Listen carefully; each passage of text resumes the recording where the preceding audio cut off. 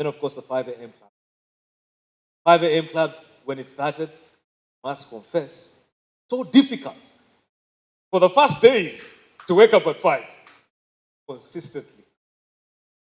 Consistently. Keyword. There's someone who's actually saying so much about that because there was a day, I won't mention that day, where he never showed up when he was supposed to. Consistently. So, if you wanted to know one of the greatest attributes of greatest achievers, it's really about owning your morning. That's how the 5 a.m. club started and reflections. And now we've opened it up on Friday with a community Fridays where we know individuals, you definitely have great things within you that you want to share. We all have different stories to tell. Mine might be a better story than Agase Kalala here, but who am I? But we all have great stories. And the idea is really come out and share those stories, meet other people, see greatness in themselves. Ubuntu Leadership Safari is really about coming together, work together, with each other. And this is something that transcends any network. So that was number one. And then we now thought about, why is it that after COVID, we are still stuck on social media, having these conversations online and not physical? So we decided, let's try the Ubuntu Talks. Ubuntu Talk. And with the Ubuntu Talks, the first one was, of course, with Stephen Mukasa, who shared with us on finding your true north. Now, I know the conversation around finding your true north is one that we sometimes put aside or push aside, but it's interesting to note that there's some 50-year-olds who still do not have or know their true north.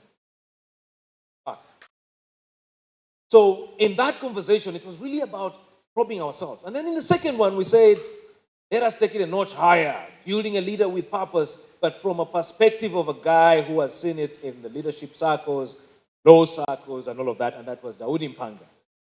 And when Daudi Mpanga shared with us, one of the guests decided, not going to stop there, we have to set up a library.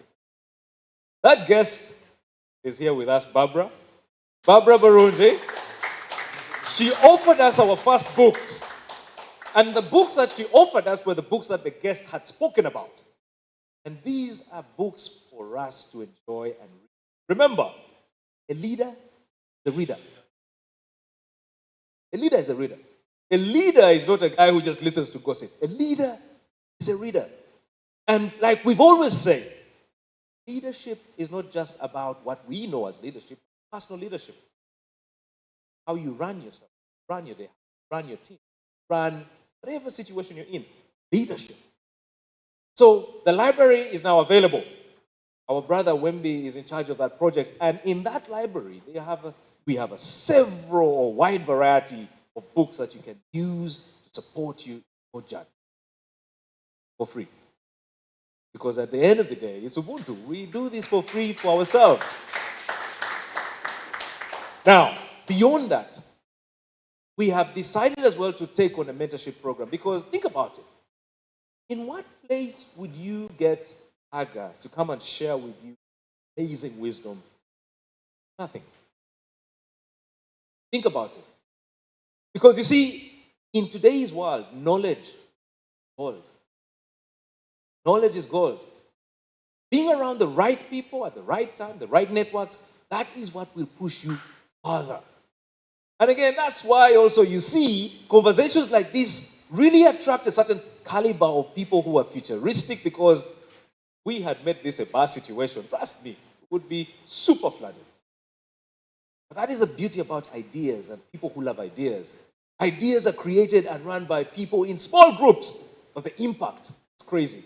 I think you've heard of the Pareto's principle, where 20% create 80% of the impact. Because, trust me, you can have 80% of the people creating only 20% of the impact. And that is where we go into the idea of OQP. Only quality people. You are an average 5 people you hang around. So, hanging around the Ubuntu leadership community, great way to start. Now, I don't want to really talk too much because this is not really. But I also want to say, today I cracked a joke about my private jet not being available to pick up the guys in Arusha. Our brother Emio team and Emmanuel are stuck in Arusha. And unfortunately, they can't be with us, but we're going to call them, dial them in later on. But they can't be with us right now because it's an East African story where it's a bit tricky to fly across these places with our airline. So in future, we shall have Ubuntu Express, and whoever is stuck anywhere will be able to pick you up for the next event. Okay? Yeah. So Ubuntu Express will come in the future. We'll begin with the bus, and we'll go on to the plane. So they're going to join us live, and of course, it's really painful that they can't be with us here, but they're going to be with us. Now, I just wanted to speak about today. You see, over the last 1 year, as we've been doing Ubuntu, we've been asking ourselves this one question: why do we do this? And I like the way Simon Sinek says it.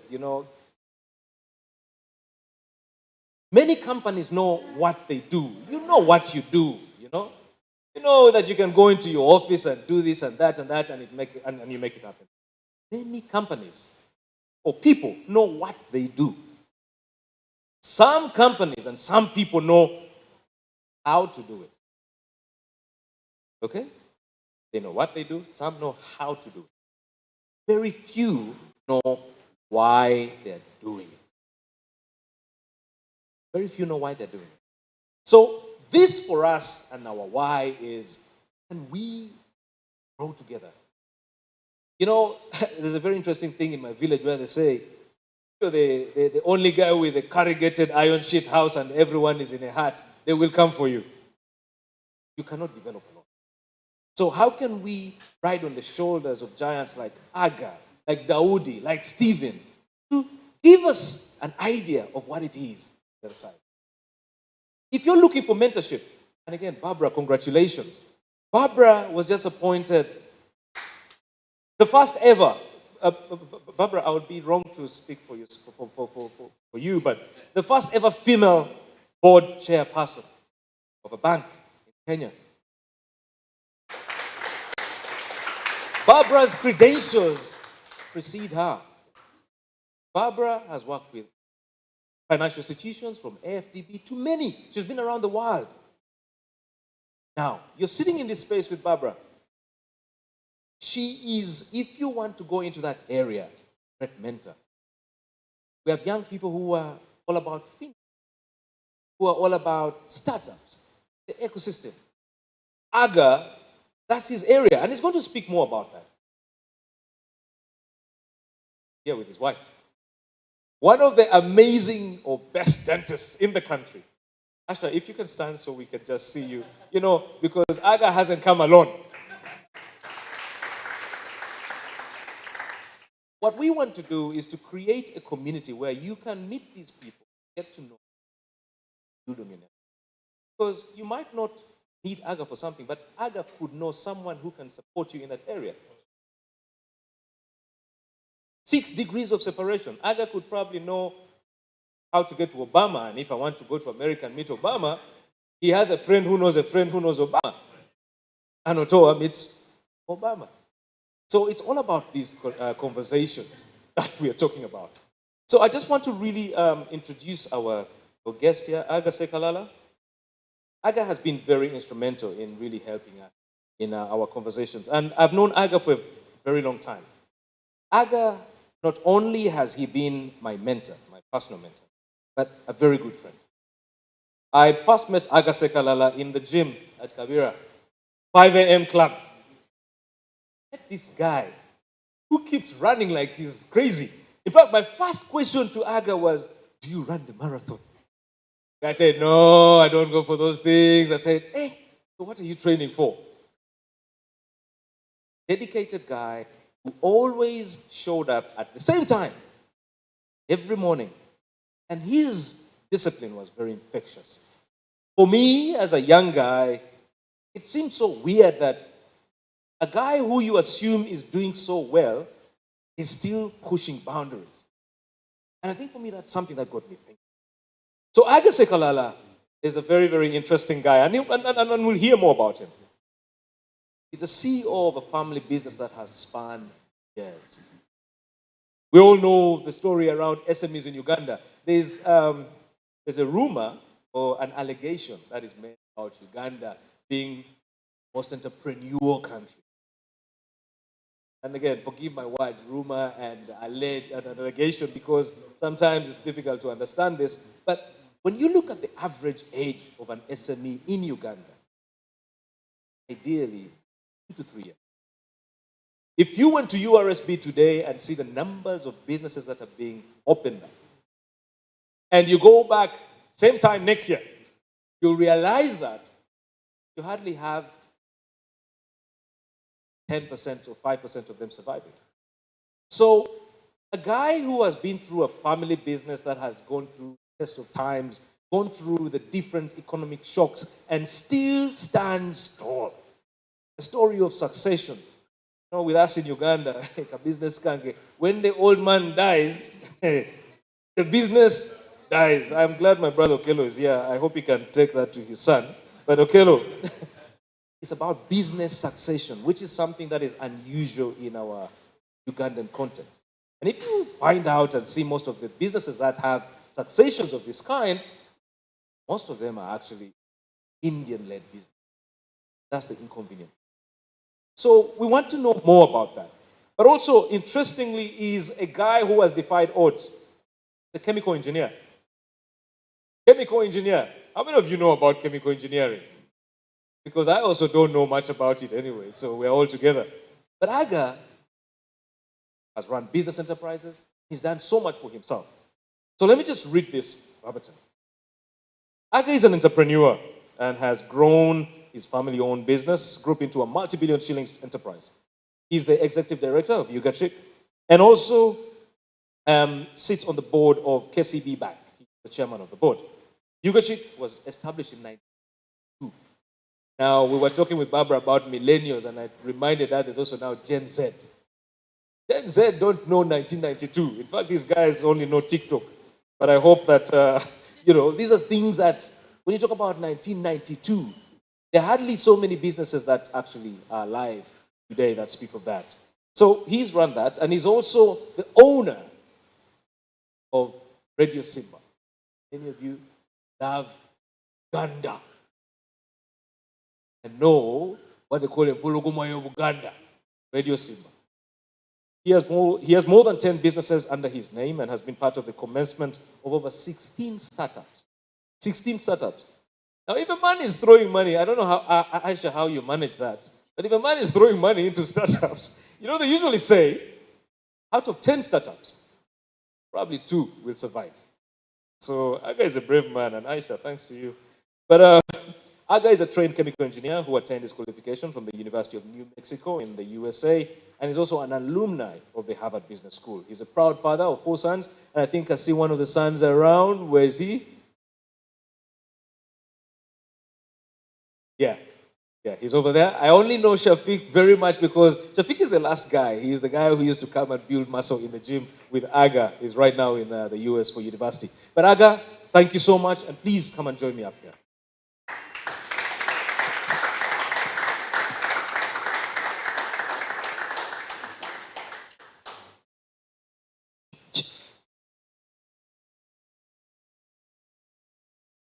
So we're going to do this a little bit different. You see, Aga here is a guy who enjoys kabozi. So when I told him it's going to be a lecture, I said, lectures are for people who just, cram things. So we're going to take it, we're going to play around with this. And with Aga, we're just going to make it conversational. And the beauty about him is that an orator, a good guy who knows how to speak, not a motivation. He also told me to remind you, he's not a motivational speaker. So Aga, good evening. Good evening, Tony. How are you? Good Very evening, well, everybody. I know you had a crazy day today. You had board, you had so many things going on. How do you juggle all of these things in a day, man? Well, you have to plan out your day really well. set out what you need to do. You have to prioritize. I think the most important thing is to choose what's important and delegate what you think is secondary, and then decide what you're going to do tomorrow. Fantastic. Okay, Aga, before we just dive into that, people here must be wondering, who is this? You know, I was sitting up here with a young guy who was a DJ, or he is a DJ, he's called DJ Junior. He used to sneak us into Silk Disco back in the day, and I remember I used to pass you when you were in that booth collecting funds and all of that. Who is Aga Sekalala Junior? Thank you. I think you said most of it in the beginning. I don't know if I would like to spend much repeating, but like you said, I'm a father of 4 boys. I'm a husband of one wife who's right here. I'm a chemical engineer by training, and I'm a businessman. I enjoy entrepreneurial business. I like getting involved in startups, but I also have a strong interest in family business. I have been involved in a family business now for 30 years, and I'm mentoring and teaching many others who are following on or who are also involved in family business. But I'm also involved in investing in newer businesses in fintech. Bitcoin, one of those? No, I'm not involved in Bitcoin. But I do fund a few ventures, and I feel that it's a way to learn some of the new things that are going on. So I believe that I'm always learning, and what I learned is so far back. I need to learn some more going forward. But it's just the dedication and getting to know what you need to do and moving forward and learning new skills, acquiring new skills are what keeps driving me. Okay, you talked about learning more and learning new skills. And a lot of people would say, you know, for an old guy, why are you still learning new skills? You know, I mean, at Ubuntu, we talk about knowledge and wisdom and all these things. And you're talking about learning. Why? I think the certainty or the constant in life is change. So I would say all the time things are changing, businesses are changing, the way business is done is changing.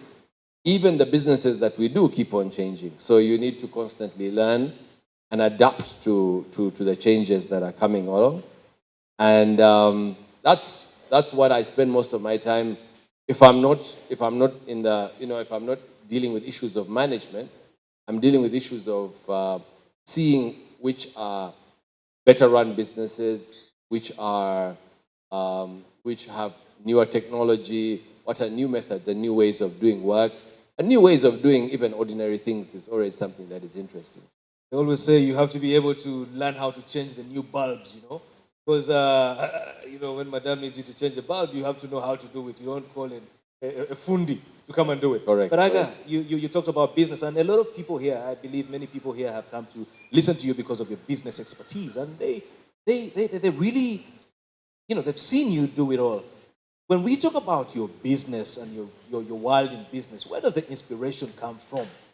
Where do you get that inspiration, or where did you get that inspiration? I must confess, I think on this one I'm born a bit lucky. I think I grew up in a business family. My father was a teacher initially, and he decided to go into business for himself. My mother was also a teacher, so they were both teachers. But they were risk takers. I think maybe at the fundamental base, they were risk takers, and they were willing to try out their luck in business. And so I was involved from a very early stage, seeing my parents start out in business and trying out buy to sell to trade. And then I also saw I was also part of as the businesses were growing and becoming more of processing, investment, building factories, building real estate, I started to learn quite a lot around that. And then I worked in these businesses during the holidays. So as a young man, I spent quite a bit of time within the family establishments. And it is here that I acquired, I think, a passion for doing better. I acquired a passion to be a bit competitive, to want to excel. And I acquired the passion to want to produce the next best product. And so that has become a lifelong goal for me myself. And in spite of spending quite a bit of time in college learning to do engineering, the most important thing was the discipline around that. I always knew that I would get involved in business as long as there was peace and stability here. And the businesses were around, so I came and took them on, and it's been like that since. I never looked back. You know, you talk about three things in there, three themes that actually show up. You talked about luck. And luck, a lot of people are asking, how lucky can you be, or where does luck come through? But you also talk about discipline. And then, of course, you talk about, research, because, it's really research and development, trying to get the next big product. How does luck, or the intersection between luck and discipline, come through? Maybe I'd speak about luck a little bit, because I think it's something that is important to highlight, because everybody thinks that luck is winning, is choosing the right lottery ticket. And I think that's the fallacy. I think that's not really quite. That might be it in one. So even a football. The little ticket that you gamble. Yeah, not that one. That's in its most extreme nature. Right.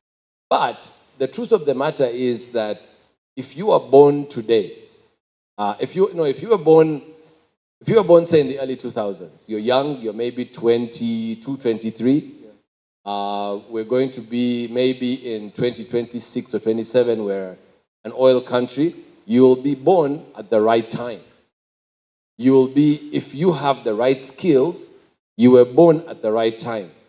Me, who was born in the 60s, that's not my time. I will not enjoy those fruits. And that is pure luck. That is not anything that you have done. So are you born at the right time? I was born at a time when I joined the workforce here, and that's what I call luck. I joined the workforce in 89. We had a new country. We had opened up. We were opening up to the world. There was this whole a new dawn had come to Uganda, and so there were foreign investors. They wanted to invest. There was everything was new. You could do anything. So that was the goal. That was the oil at the time. That was the oil. The oil was that it had been a dark country, and it was opening up. People sold anything, electrical items, you name it, and they did really well, and they grew, and because the country was on a very fast trajectory of growth. Forget what we're growing now at 6%. We're dealing with growth that was, in the 20s, 30%. And if you're growing at that rate, it means that every other year you should nearly double in size if you're doing what you're supposed to do in business. So that was the right timing from that point of view. So for the guys who are either not Ugandan or Gen Z guys who were born in the mid-90s, we are talking about when the new government was ushered in. And around that time, so many things were amiss. So we were in a period of recovery, a lot of infrastructure recovery, a lot of, mental recovery. So there were so many things going on. And I think that was a very interesting time as well, because so many things happened at a very fast rate. Raga, let me just go back again to your personality. You have a very interesting personality. We used to bump into each other when you were collecting money from me when I was entering the disco. Tell us about that phase. Okay, so I mean, again, along the same lines, when starting out, there was an opportunity. The opportunity was we were young, and there were not, there was maybe one, maybe two clubs, and there weren't that very many bars. And at that time, everybody used to come to the CBD to have a good time, to party. And so we identified an opportunity. We got together with a number of friends. I think there were about 12 of them. And we invested and built Club Silk. So we didn't invest a huge pot of money. I mean, it was a huge pot of money at that time, if I recall. But everybody put in a small bit. So we built a consortium. And so 2 or 3 things were happening at the same time. The first thing was there was an opportunity. People wanted to go out. People were looking for an alternative place to go. And here we are. We were able to put this place together. It wasn't the perfect place, but it was there. And then we had to just build on it and make it work and make it a fun place that people wanted to come and come back to. So at the point in time, we were looking at that. And the second thing what I was doing, was learning to work with other people. So I was learning how to work with a group of investors. So you learn how to work with different personalities. Some people are very short-term oriented, some are long-term, some are medium-term. All of these are very, very different types of people. Some have fairly short tempers. Some are willing to invest long. Some are... the variations within personalities are huge. So that speaks really much to group dynamic. Yes. So I'm speaking to 12 or 13 people and trying to get them to be harmonious to run this one business, which is pretty much like a taxi. Every evening people collect money and then, you have to make sure that you get... So you have to build trust. You have to build... So there's so many things. You've got to be there. You've got to be dedicated. You've got to have consistency. You've got to show up. So this is a business that doesn't allow you to do anything. You can't delegate. This is a cash business. So you have to show up. So at that point in time, there was a lot of learning how to run a business, how to run a cash business. And you grow. You grow just by trying out. And I tell even young people today, start by doing something small. Join some friends, do something whereby you just learn how to transact. Maybe you learn how to sell and, just build, get a track record. And that track record is the one that gets you to the next best deal that's going to come along. So guys, I think you've had that. At Ubuntu, we've talked about this. Very important for you to think about the people you're getting into relationships with, especially if it's business. I was with some Chinese who say that the best way to know if a guy is worth to be a business partner is you take him out and you get drunk. And he will tell you whether he has bad manners or good manners. I don't want to be like the Chinese. But it's very interesting because, some people don't drink, though. So you got to remember that. So you make sure they're high on juice. So, but Aga, talking about that, and you talk about trust. That's a theme that is recurring, not just only in business, but in leadership as well. Trust. I mean, people sometimes do not trust their leaders. Or leaders can't trust the people they are dealing with, or people that they're supposed to lead. How do you build trust in a relationship? How do you build trust that can go over time and support a relationship? Tony, I think that there is no shortcut to this. I would say there is no cookie cutter that you can wake up in the morning and have trust on a silver platter. I think trust is earned. I think that is the word that I recall most of the time. It is earned. Now, if you think about something that is earned,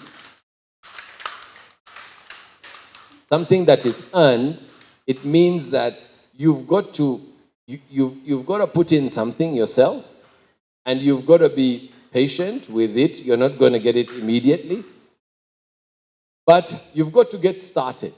So sitting at home or staying sheltered somewhere is not going to get you any trust, even if you don't go out there and do anything. So the first thing is you've got to go out there and try and get some traction. You've got to do something. Talk to people. You got to talk to people. You got to do something. You got to belong to a community. Even if you work with your community church, even if you work with, I try to get a lot of people to just be with their community church, their mosque, their local organizations. Just participate, do something. If they're doing something, you be active in there. And then what you do is you slowly learn a little bit about group dynamics. But as you learn about group dynamics, because trust is a two-way street.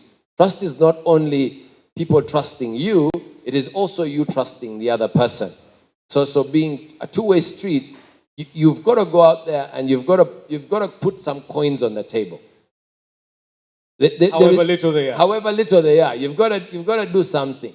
Put your shirt on the table at least and build some trust. Whatever you have. So if it is trust with an employer, it means you've got to show up to work. You've got to deliver what you say you're going to deliver. If it is with your maybe your supplier, it is if he says that they're going to supply you something. When they do, you make sure that you're good on what you say. So it is slowly you build trust, you build integrity, slowly by slowly. Eventually, with time, it is something that you have to earn and just keep on polishing. Trust. One of the very, very interesting cornerstones of any relationship, trust. And I like the way you've said it, Aga. You have to put something on the table. We come from societies where a lot of people just want to get, but don't want to. And I'm glad you've mentioned that. But Aga, let me just take this a notch higher. You deal with several businesses that are big and huge, man. You have a crazy portfolio. You must have setbacks. I mean, you're human, right? You must have setbacks. How do you deal with these setbacks? Or what support system do you have? I mean, I know there are entrepreneurs here who have challenges. But, how do you deal with setbacks when they come? I know one of the setbacks or ways of dealing is probably talking to Aisha there. But, I mean, how do you deal with setbacks as an individual and as a businessman? I think, it's a good question. And I think that it is instructional. And it is also very individual, but it is something that is learned. It is not that some people are able to deal with setbacks easier than the others, but it is something that you learn. And also, as you get out there and do things, you're going to have these setbacks. I think at the base of it, at the foundation, to be honest, I have a very I wouldn't say I'm the most religious person, but I'm a believer in the Almighty God, and so I try to pray as much as I can, 5 times a day, as much as I can. Sometimes I don't make them all, but I believe in that there is a greater power than than myself and people around me, and that there is a God. I also do realize that 1 or 2 or 3 things over the years that I have learned is that sometimes even when there are issues, the first thing you have to do is you've got to face the issues. One of the things that is very common is to run away from the issues, is to hide. Is to get high, right. Is to just put your head in the sand. Put your head. Hope that it's going to go away. I think that's a big challenge. We like to say this shall also pass. Okay, this shall also pass. But it's also important to realize that sometimes of time, you have to sometimes give some of these problems time. But you have to constantly learn how to decide which ones you've got to go and face and find out. And some of them, because they are setbacks that we have set up for ourselves. Sometimes they are our own failing. It's important to really dig deep, try to understand what's the source of your setback. And setbacks are very common. I think that you will be, the economy currently is very, very difficult with very, very high inflation. It means that, for instance, now businesses and whatever capital you have if you run a restaurant or if you run, a small store, or you run something, you realize that every time you go back to buy supplies, you can buy less and less and less, and and yet loans and financing is very difficult. So there are challenges, and there are ongoing challenges, and all of us face them, and actually sometimes the bigger you are, the more magnified the challenges. That's kind of like the more money you make, the more problems. Okay, I remember that song by Biggie. It was a very nice song. Aga, you remind me of the conversation around the circle of influence, or things that you can influence and those that you can't, because we only have limited power. We can only deal with as much. I can't deal with what's happening in Ukraine, for instance, but I can deal with how I manage my resources to be able to take me through that trial period. And I think that is a very interesting one, the way you say or talk about challenges. But it's very important to face them. And I'm glad you talk about that, because a lot of the time we assume that people will help us deal with our problems. And I know it's great to have a great support system, but most problems are best dealt with by ourselves. And the moment you acknowledge that, that's dealt with. So I'm glad you actually mentioned that. Braga, there is this other bit of spirituality. And I'm glad you really mentioned it. Because you see, with spirituality, we're living in a generation where we are full of AI. It's an AI world. We can predict the weather in the next hour or so. I can tell when it's going to rain using an app or whatever. Why is it important to go back to God or to Allah, for instance? Again, it's one.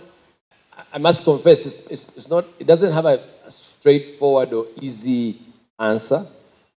I can't say that I can give you an answer in one or two sentences. I think it's all about how you are built, how you are raised, where your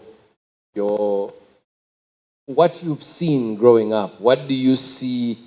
What's your background? What's your conceptualization of life and the world?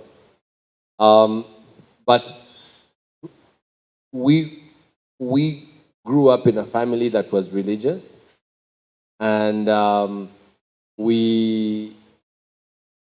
by extension, we sort of fraternized more with a lot of other religious family types, I would imagine, and I think that it was fundamental as far as we were concerned, and it becomes something that you take to. I do meet a few people who say they don't believe in God, but I am it tends to be I just wonder what sort of life they live. But I think it's important to understand that there is a higher being, that a lot of things that we see and do can't just happen by pure sheer coincidence or accident. It is also important to make us, I think, humble as people, and to care about other people that we live with, I think. Oh, fantastic. Guys, this is a very interesting fireside chat, and I guess you're really liking how we're taking this, because we're just like an onion. We're just on the first part. We're peeling. We're the first part. Trust me, we're going inside where we're going to have tears, but not those sad tears, but happy tears. The bit of mentorship. Ubuntu is really premised around mentorship, because we're just people who want to learn from one another. We are people that just want to ride on the shoulders of people like yourself, anyone here, Mr. Okello here, anyone. What is mentorship to you, and have you found it valuable? Who do you see, or who do you use as a mentor? What's your what's your mentorship journey like? I think mentors have been important in my life. I have been fortunate to work with some great business people, some great business leaders in my journey, and at least I am proud that I've got to learn some good skills I've also got to learn what I want or what I want for myself. But also importantly, I've also got to learn what I don't want. Mentorship is not a solution, and I mentor maybe one or two young minds every year or so, and then they sort of plug in, and then at some point in time they plug out. But I'm not going to give you the answers to the question, but I think I can ask the right questions. Is normally my approach to mentorship. Over the years, like I said, I worked with some great minds. Mr. James Mulwana was my boss starting out, and he took me under his wing to teach me. I was a partner with Mr. Gordon Wavamuno when we first started doing the media business. So I worked with him for maybe 5, maybe 7 years. I've worked with my father for many years, and I still learn from him. So I've been lucky that I have had very senior mentors, but I also have friends around me who mentor me on an individual item. So maybe there'll be somebody who knows a lot about maybe transactional law, and so maybe somebody who knows a lot about governance.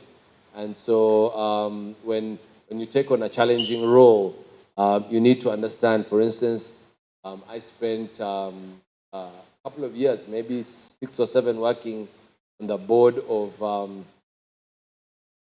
the UMI, the Uganda Export Promotion Board, and the Uganda Investment Authority.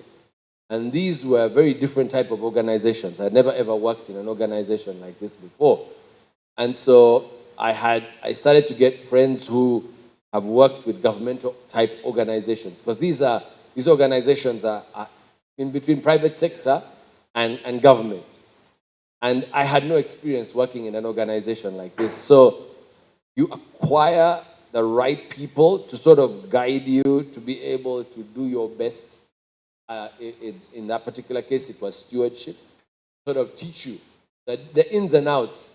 Teach you, when is it a good time? What are the things? What are the issues? What is right? When is that? So you acquire at each stage. You've got to think and say, who is my teacher on this journey? Who am I walking with on this particular journey? So I think it becomes easier as you get more and more experience, but you don't need to have a very high caliber mentor. I think that is the one that you need to dispel. So you need to get a normal guy. Yes, you just need to get somebody who's even 3 steps ahead of you. So if you join an organization, let's say for argument's sake, any company. So you join in at either an intern. All you need to do is to say, who in here is been here and is permanent and has done 5 years in this organization. That person can mentor you on the journey of that organization. They will know the ins and outs. They will know where you go, where you don't go. They will know the things to do, the things not to do. They will know the toes to step on, not to step on. And that's a big deal. That is not small. Okay, that's quite interesting. I can see your dad plays a very interesting role in your life, especially when it comes to mentorship in the business area. I've just seen some of his books are here. Can I have one of those books, please, if you can just bring me one? And as they bring the book, Aga, I just want to remind you of a very personal interaction we had in the gym. I think this was about 2016, 2017. I wanted to get into business, and I was so desperately bored and tired of the corporate life. I remember speaking to Aga. We were on the treadmill, and I said, Aga, I want to be like you. You recall? I said, I want to be like you. I want to make money. I'm tired of this, on the 30th I get paid and whatever. You recall the statement you made? Or can I remind you? Remind me. Until you finally leave that corporate situation, then you'll be ready and you can come and we talk. You recall that? But ever since that time, I remember hounding or trying to be around you, and it challenged me. But that was you saying, it's time to take a risk. And I think you talked about risks earlier, and I really like that. But for many of you who haven't read this book, this is a book by Aga's dad, Double Your Money, reflections on the life of a Ugandan agro-businessman. Very nice read for any one of you who is interested. And maybe... Let me also confess, Barbara has donated 5 copies of the book for the library. So wow. The book is available in the library, okay. and I brought it along, and not to be outdone, I matched her. I also put in another 5 books. So we have 10 books in the library for you guys to really learn how to double your money. These are real stories, and like you said, it's not far-fetched conversations. These are your real people, real lives, and I think. Thank you. I mean, Aga, this is very great. And Barbara, Barbara has owned our library. From the first books we got, she has been the person that has donated them selflessly because she's passionate about knowledge, and this is what we're about at Ubuntu. Barbara, thank you so much. So, wow, I actually lost my train of thought, man. It's just amazing. We're getting into this. But Aga, this is quite interesting. Now, let me just go back to something, because I know the audience, I really want to make this very interactive with the audience, asking you and having these questions, or taking a deep dive into your life, Aga. Continuous learning, and I know you talked about that, but also there's the humility aspect and accepting when you don't know. Do you accept that you don't know some things? I don't know most things. I must admit. I'm very sober about that. I've become very, very clear, and as I grow even older, I realize that I have less and less things that I know, and I immediately hand over my phone to my son. Yes. And I say, set that up, make it do what it's supposed to do. So that's where I am. So, but I'm also privileged and gifted. Yes. That I have some young men who live around me who can sort these sort of things out. Wow. So guys, I also don't know anyway. So because I don't know, I'm going to let you ask the questions now so we can actually get interactive with Aga. And after this, I really want us to spend some time with him and, have those one-on-ones. And remember, if you are here and you believe you can provide mentorship to someone, or someone can provide mentorship to you, reach out to us and we'll do the connection. And remember, this is really about you guys forming or forging this great community. For the guys who are new here, who are first-timers, I want to welcome you. This has been happening. This is the 3rd one, and I'm also glad to say Stephen Mukasa is around. He's the guy who did our first one, and he was very interesting in telling us or talking to us about, finding our true north. So I'll just allow for the microphone to move around if the microphone is available. You have a 3rd microphone there? Okay, if there's no 3rd microphone, we're just going to take 5 questions, and then we'll bring it back to Aga. So, Samuel, if you can come and help me with the microphone, please.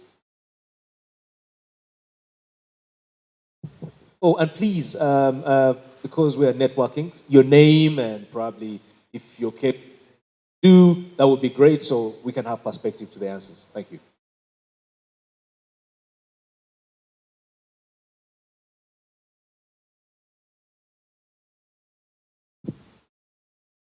Thank you. Mulumba, Ivan Matthias, Valuation Surveyor. My question to Sekalala is, his personal business, mainly in the line of entertainment, media. What was the conflict going back to the family business? Extreme. Because I believe sometimes certain life comes with other benefits.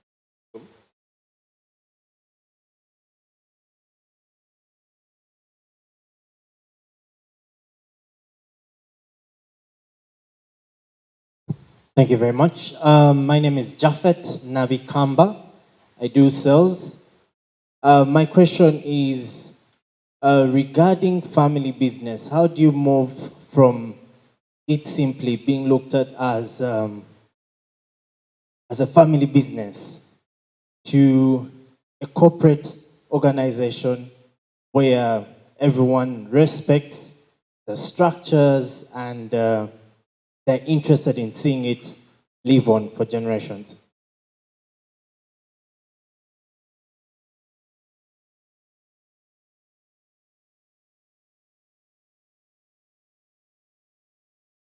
Thank you very much, Mr. Sekalala. My question is, at that young stage, I know you're still young, but that lower young age of like 28, 30, did you try to realize? My name is Tamkede Juma, and I'm a lecturer at Makerere University Business School. Yes. My question is, we at that age, we tend to have our personal interests, which are different from family interests, or called the basket that is full at a time in a family. Did you try to find that complex distinction from what interests you, from what you have found in place? And then my other question, as a chemical engineer, we tend to be taken up with the chemistry, with all the profession is a bit at depth, and it tends to take us into passion. We tend to be part of it. So did you find a challenge trying to transfer from that to now the entrepreneurial world? And then did in any way the financial background of your family influence, or could it be a credit to your progress now? Or could you do you buy in this kind of school of thought where a family background can in any way construct someone's future? Thank you, sir.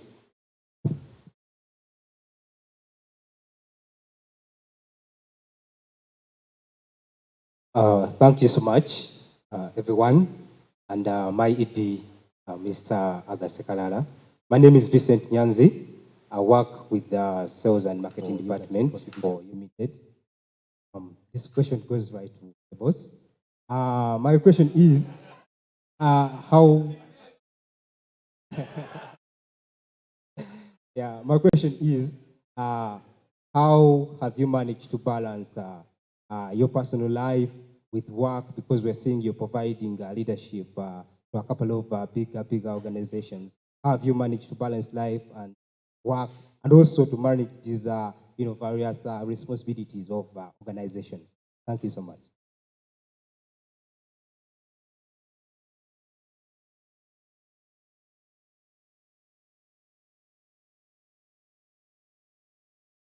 Good evening. My name is Anja Ahmed.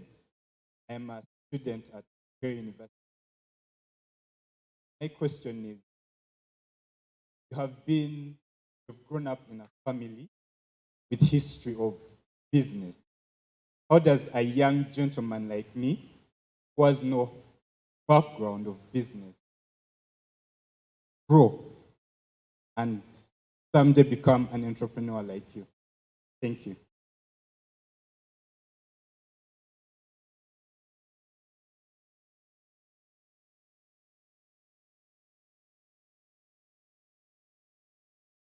Thank you very much. My name is Edna Kainom Gasho. I am in beauty and wellness. I own a business. If you've been here long enough, you know that most families that have the background of business have not seen the day of light or light in this like past 10 years. Most people, just like Tony said earlier, when the old man dies or grows old and cannot run the business dies.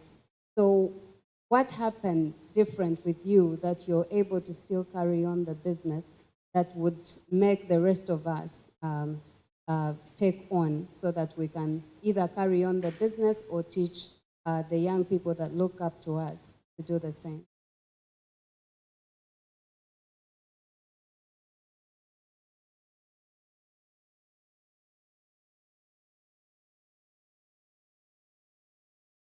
Thank you very much, Tony. My name is Bravo Katunji. I am in the oil and gas space. Oil and gas. So I'm actually also did chemical engineering like you. What I wanted to ask is when you think about business or when we are being taught about business, you're supposed to be shrewd in that space in order to make it. So how does one apply Ubuntu since we are in such a space of looking out for one another in a space where it's supposed to be cutthroat? Thank you.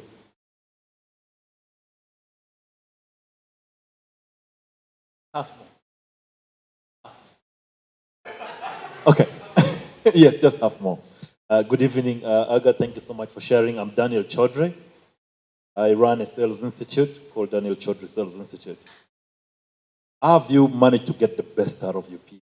You know, those of us who run business, sometimes the people can really frustrate. So from the process of recruitment, how have you managed to get the best people on board and keep the best people motivated to ensure that they sustain the growth of, be it Yuga Chick, be it Simba? I'm very curious to know that. That's the half. Thank you. Those are a really good set of questions. I will try my best to break them down. Bear with me. The first question was from Mulumba. It was around conflicts, media, and the family business. Certainly, the businesses are different. And that's a characteristic of the fact that as a young person, your affinity is to the things which you enjoy and the things that you do. So you will gravitate towards maybe fun things, sporty things, advertising, agency. You're going to be in that direction as opposed to doing staid old agriculture, farming, and that kind of thing. So these two things could be quite diverse. However, the approach that we had within the family was slightly different. That these things could actually one could have a benefit of the other. And so the entertainment initially was to learn to deal with people, to learn to get experience. Subsequently, when I went into the media, still on the media up to today. The difference is that I figured that with time, I needed to professionalize the business. I needed to figure out ways and means to make that business work when I'm not there. I've gone maybe 30 or 20 days that I've not been to the station. I do listen in, and I have acquired some unique skills in terms of listening in and knowing exactly what's happening in the studio, because I started it, I built it up, so I know exactly how it works. But I've been able to professionalize the business, standardize the business. The business is a certified business. It runs on standards. There are certain things that we have done, put in place, that I have found to be very useful, that all of a sudden don't require me to be at the business every day. And at this point in time, there is no conflict, because the media business promotes our other businesses. And I have an advantage in that.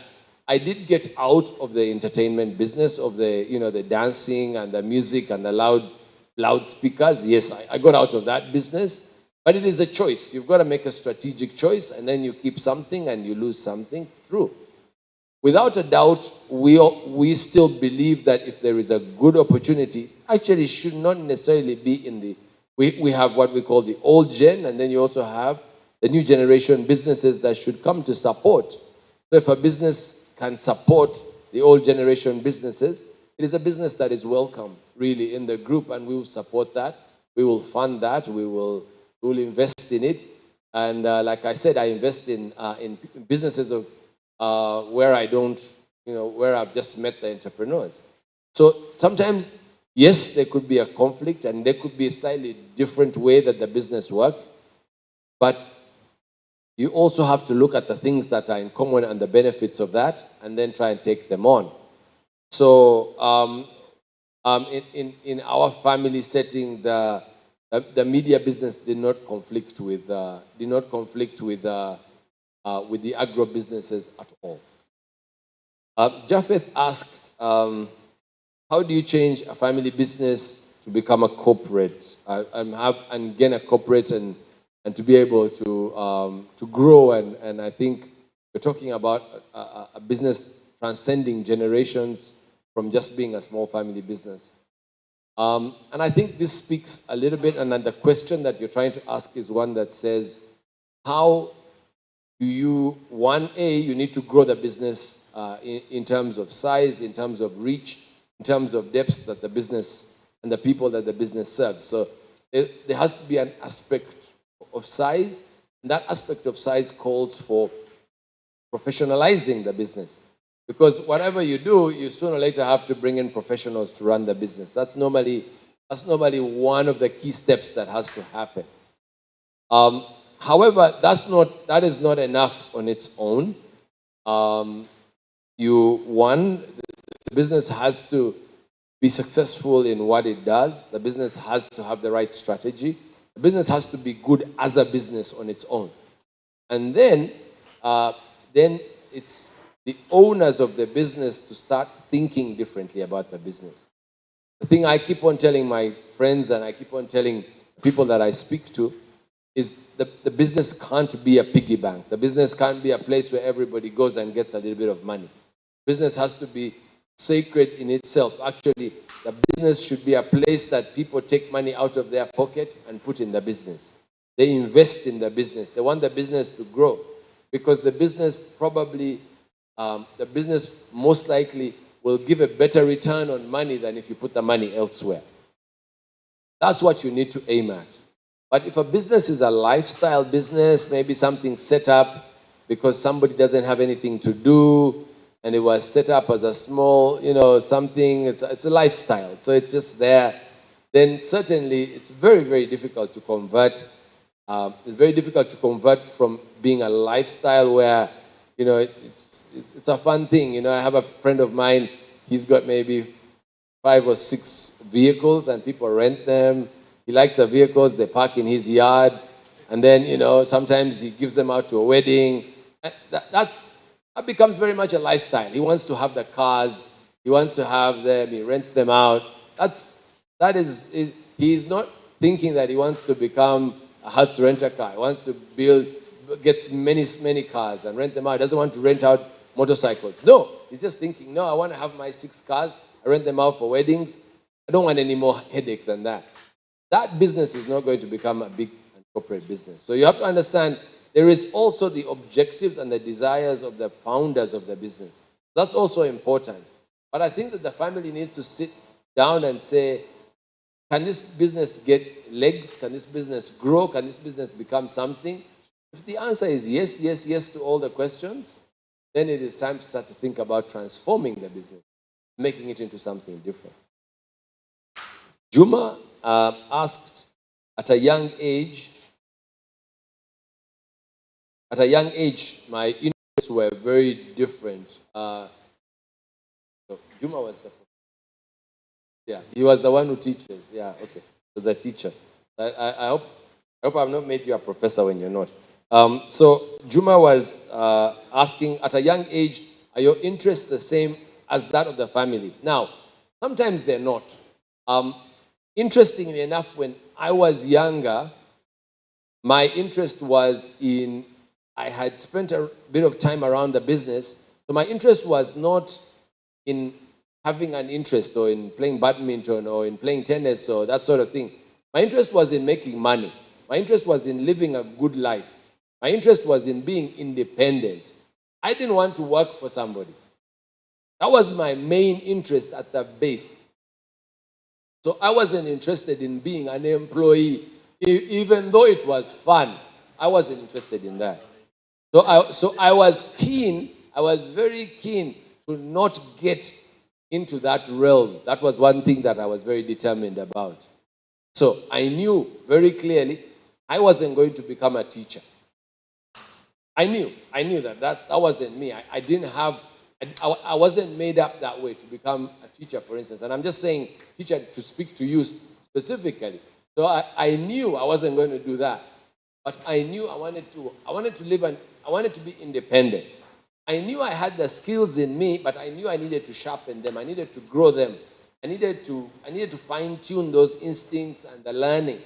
So I took myself on a journey to learn about business, to learn about accounting, to learn about finance, to learn about human resource, to learn about all these things before I transformed from somebody who studied chemical engineering.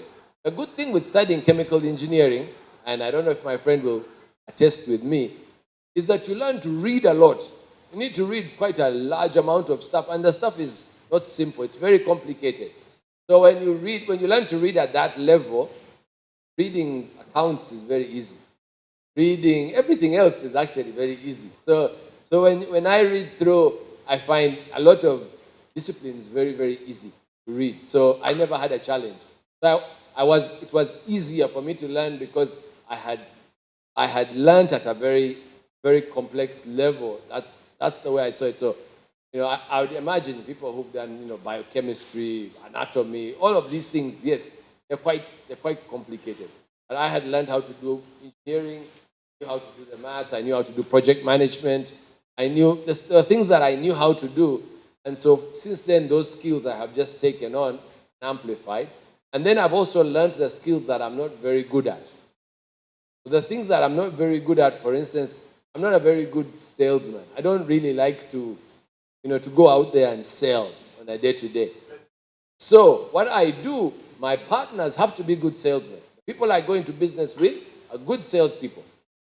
They are good at sales. That's the person that I partner with. And I'm looking for a partner. That's the person that I will. So when we set up a business, they will do the sales side of things, and I will do the project side of things. So that's really the things that I learned as I went along. I learned who I was. I learned what I could do, and that's how I approach. And so I think maybe I've talked a little bit about the transition from chemical engineering to entrepreneurship. Entrepreneurship, I think, largely is motivated by growing up in an entrepreneurial family. That I did not see it as an impossibility. I have a lot of people that I speak to, and I hope that when I was growing up, that there were people that I went to school with who felt or who thought that their parents had taught them that being a businessman is sinful. And somebody talked about it at the end. He said, you have to be shrewd. I think that this is not true. And it's very important that you do not, at least you might be inculcated that way. You might learn it that way. Just make sure that your children don't learn it that way. Because it might be too late for the people in this room. I don't know all your ages, but my thinking, don't at least, there is no profession that is glamorous except singing and acting, but business is not sinful. You can be a businessman, or you can be a trader, or you can be a finance person without necessarily being evil. And that's very important. But when we were growing up, and to the people in our age group, I won't point out anybody, but it was a very common theme that that is not a place to be. They looked down on it. It was doing business is a thing for low class, low level people who are uneducated are the ones who do business. And I think it was further accentuated by the Idi Amin time for us who grew up in the 70s, because it even got bad connotations. Mafuta mingi, wa magendo. There were so many words that were used to connote business. But to you and your generation, you need to grow up knowing that it is a decent profession. People can actually do business and be fair. And they don't need to, everybody doesn't need to be shrewd. So I think I've spoken a bit about the family background because I think that that's another question Juma asked. I've spoken to it. I don't know if it's there. Mr. Nyanzi asked, how do I balance my time? Mr. Nyanzi is the one who is my salesman. So he's my employee. So, so he's the one who people said was stealing your time. But I think he asked a good question. How do you balance family and work? I think a few simple things that you do. One, I try not to take my work home at all. So if I have work to do, if I have work that overspills, I will do the work. I'll wake up in the morning very early at about 3 o'clock. I go to the gym at 5:30 after prayers, but I wake up very early to do my work. So it's away from I don't work when my family is around. So I go home and I interact with the family. So once I go home, I don't take any work home. I don't mix home but of course, coming from a business family, so we talk a lot about business around the table. So, but it is not business as in trying to solve a problem. Business as in instructive. We're discussing a matter. Why is this happening? Why is that happening? Why are bond rates trying to go up, but they're not going high enough? We're discussing things like that in our household. It's very common. So balancing the number of enterprises, largely around building a culture of delegation. So that's very important. Everything that I do, I ask myself a couple of questions. Every activity I do, ask myself, should I be doing this? Should I be delegating this? And if I'm supposed to delegate this, who should I delegate this? If I don't have a person that I can delegate to, I need to find that person. So that's really one of the rules. So I try to delegate as much as possible. Yes, do I have a mountain of work? Yes. Do I have a lot of work that is maybe not fully done at the end of the day? Correct. Yes, I'm like every other human being. Sometimes it's not all perfect, but you have to keep on trying to make sure that what is important is done so you do not actually drown. I think that's the right word, because that's what tends to happen if you don't take on all these tasks and you drown. You can even drown with your one job.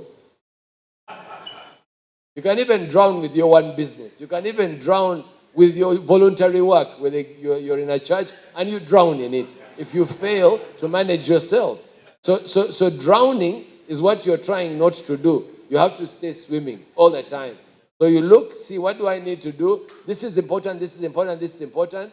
The key things that have to be done have to be done. So maintain a time clock, understand what your deadlines are, understand what you need to do, and try and make good on your commitment. So I will not do very many of these if I'm not really sure who I'm speaking to, but Tony is a good friend of mine and he told me this is a brilliant crowd, so I'll make the time to come. Good question around you. I am fortunate. I am in business. I grew up in a family business. And how about if you don't have the same? And I think that it's a perfect question. I think a lot of people ask this question. First and foremost, it's in your mind. You need to make sure that you're very clear.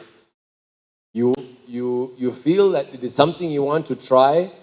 The first thing you have to think about is, can you find a place where you can, first of all, learn the basics? And the most ideal place for this, unfortunately, strange as it may sound, is school. So you go to school. We already even have a representative here. You go to school, you learn the basics of business. You learn, about a profit and loss. You learn about the things that you would ideally be acquiring while you're at home. You learn them in a formal class. They might not be as magnetic, or they might not be as, that you've learned them from a very early age, but the first thing you do is you go and you acquire those skills somewhere. So school, and sometimes a lot of people are not fortunate enough to be able to go to a business school or to go to to a UMI, take a class in entrepreneurship. These classes, if when I look at them, they're 900,000, 500,000, 700,000, depending on there are many places that you can go to. So you learn the basic language. You learn the basic. You have the first step. I want to be in business. I didn't grow up in a business family. Go out and acquire. The second thing that you need to do is to say, can I come to a place like this, which is already you have done? Can I join? Can I see the people who I think know something about business? Can I learn from them?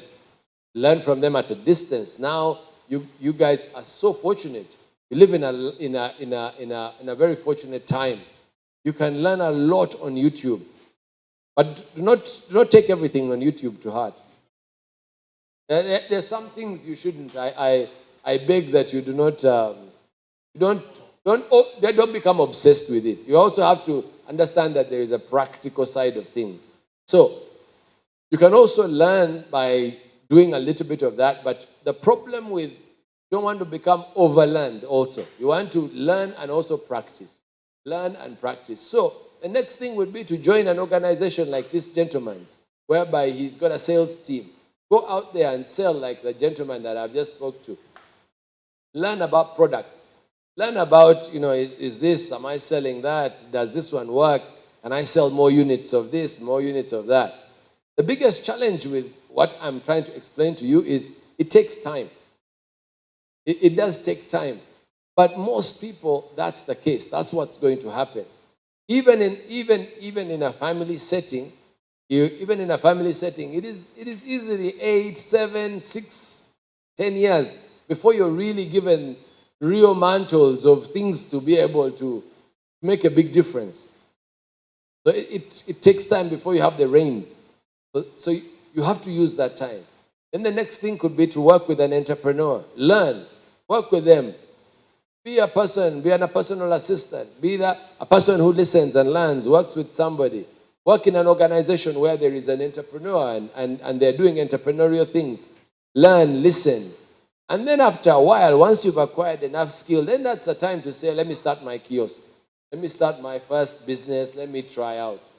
And there is no magic. There is no set time. There is no, I promise you not, there is, it could be 1 year, it could be 5, it could be 3. Think about it. How long does it take to go to school? It takes a bit of time. And how long does it take for you to really acquire? And the other thing is, and I think that this is also important, not everybody is really made up for business. Some people are very good salespeople. Some people are very good executives. Some people are C-suites guys. They're the guys who wear those suits and they look really good in them. The suit guys. They're the suit guys, So not everybody is going to business. The question you're going to ask me, the next question, is how do I know if I am made for this or made for the other? And one of the ways is to try out a bit, to see, read a little bit, understand yourself. Another thing is there's a lot of, there's even at a basic level, there's a lot of coaches, people you can speak to. In a very short period of time, you can get very quickly assessed. There is also quite a bit now. There is psychometric tests. They also work well. You can sort of figure out what kind of person you are. These psychometric tests are, sometimes I've tried a couple and they're not bad. They sort of really, they can place you, sometimes, Barbara, am I right? Like a blue person, a yellow person, a green person. Yeah. So you can quickly figure out which kind of person you are. Yeah. And these things are there. They're not, you can do a psychometric test for, I don't know, maybe $30 or something like that online. So, and actually there are people, who do these things and they will even take you through for learning purposes. So learn yourself, who you are. Who are you as a person? And understand, are you going to be able to run the marathon? Because this is a very, very, very stressful life. It's not easy, it's tough. Every day you're bombarded with a new problem. There was some questions around.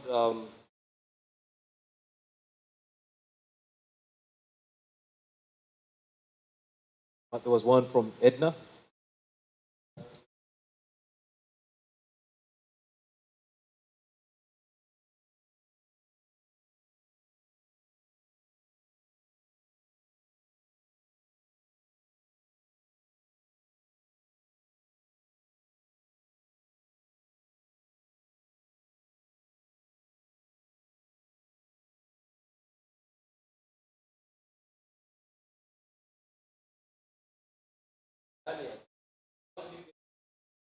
Out of, I've sort of jumped. I've gone to the top of my.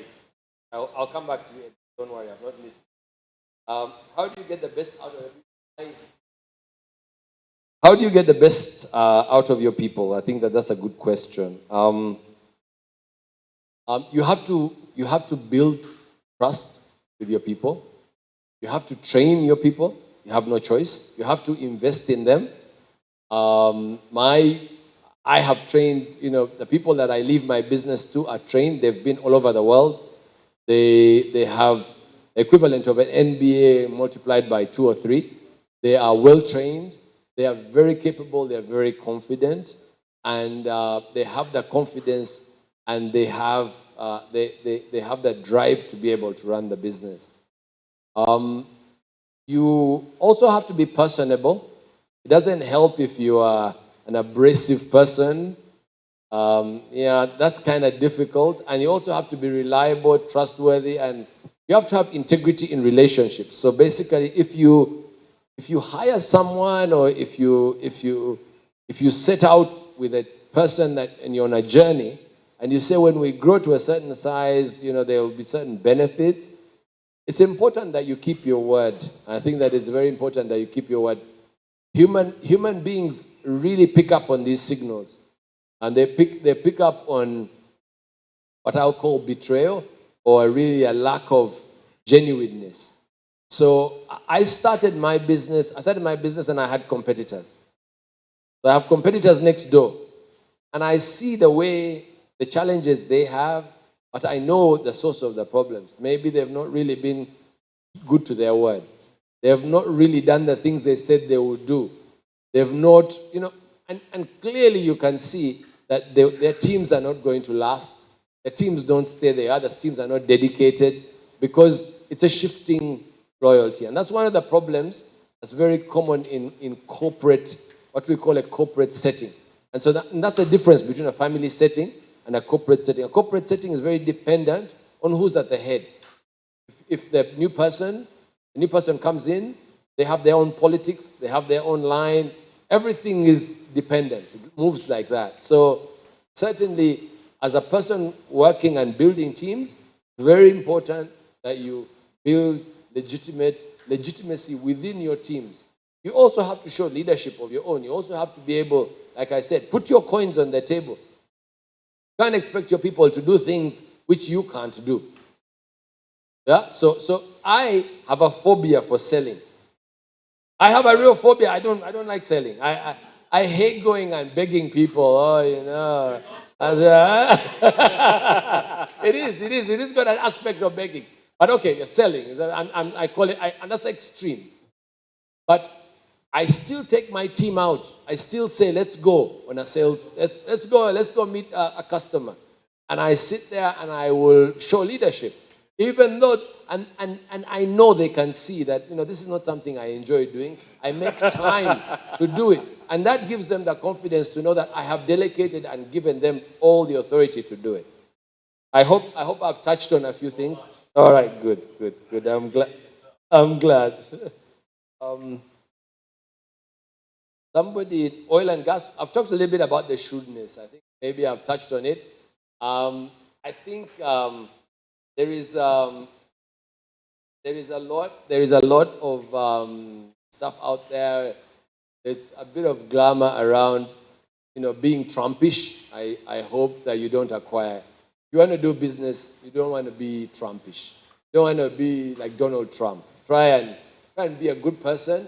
There are certain businesses that are for you, and there are certain things that you will do. you can't be, I'm not saying you're going to be a pushover, but I'm also saying that it is important that you know what you stand for and you know what is yours.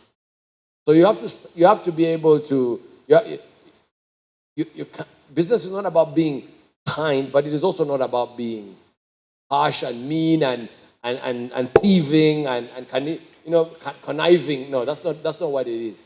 And very quickly you realize that you will find that Tony will not invite a conniving business person to here to speak to you. Thank you. And it is not for lack of them. We know them, they're our friends, we hang out with them, we do business with them a little bit, we do a little bit of things, but clearly you know that this person is toxic, this person has not got traction, this person is unreliable, but that's life. So life is like that. Lastly, Edna.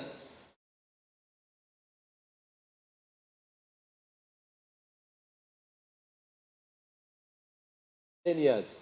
Business in 10 years. What do you do? What do you do to ensure that a business is going to be around? I think one, there are many things that have to happen, and to be honest, there is no straight answer, and there is not one single answer. It's important that the people either that are coming in the business have the skills to run the business. It's also important that the environment and the context within which the business is working is favorable in a bit. It's also important that the strategy of the business is shifting in the right direction to be able to match the conditions. So if times are getting tough in one direction, are you moving? Are you shifting to be able to survive? Survival is very important. And unfortunately, people undermine the value of survival.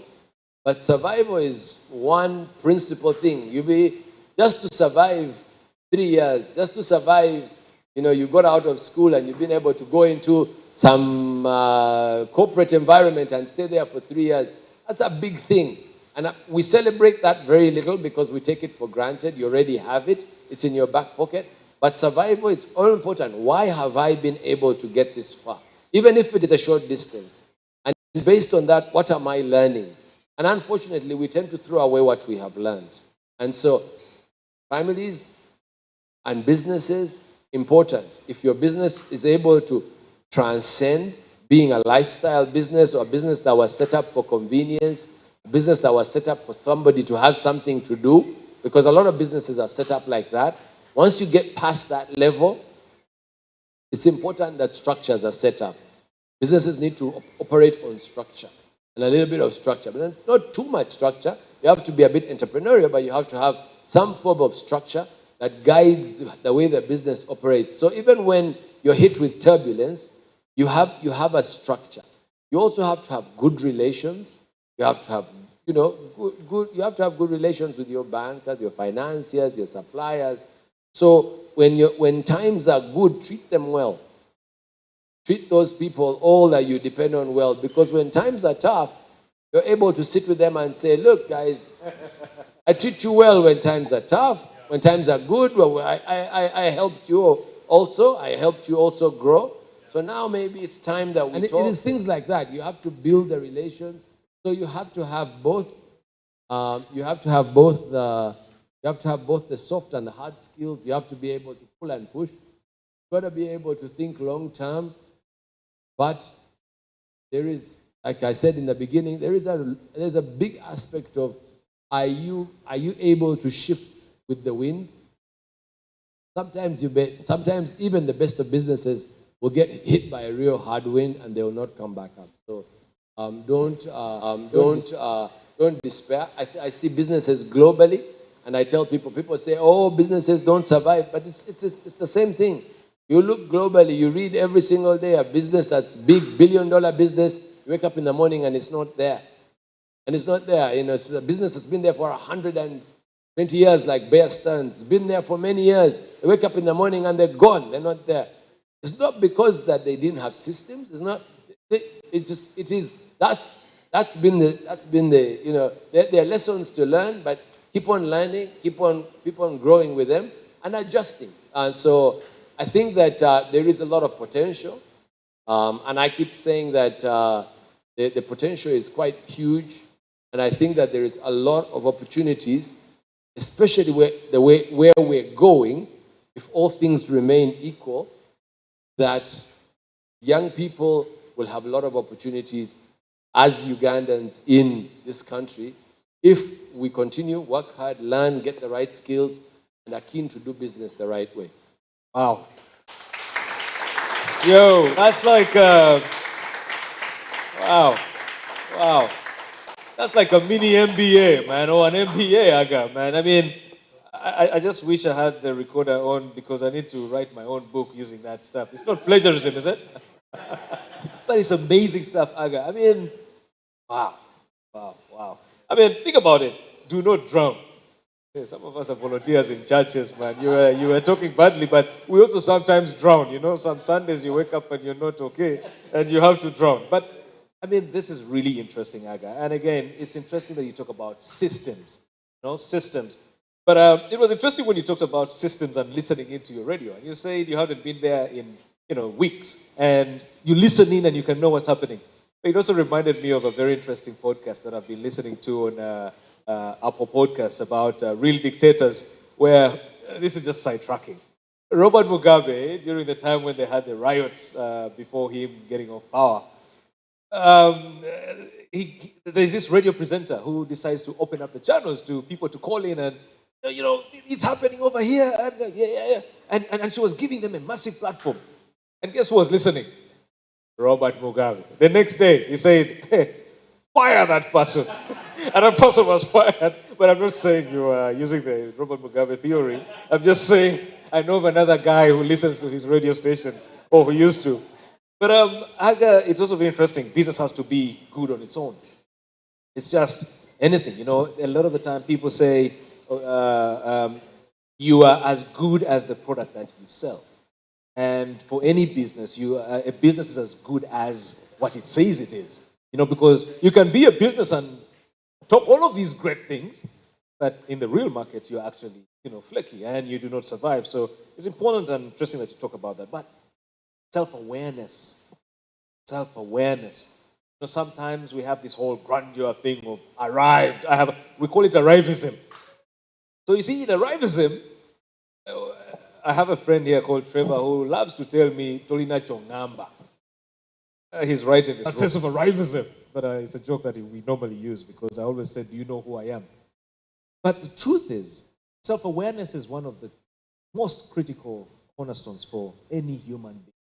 And it's interesting that over the last 5-10 years, people have been speaking much about it in collaboration with mental health and all of these things. But self-awareness and the power of self-awareness, I'm glad you alluded to that. So when you talk about the personality test, I also did mine.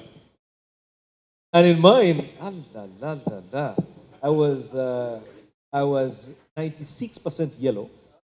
I had 60-something red and 60-something green and 22% blue.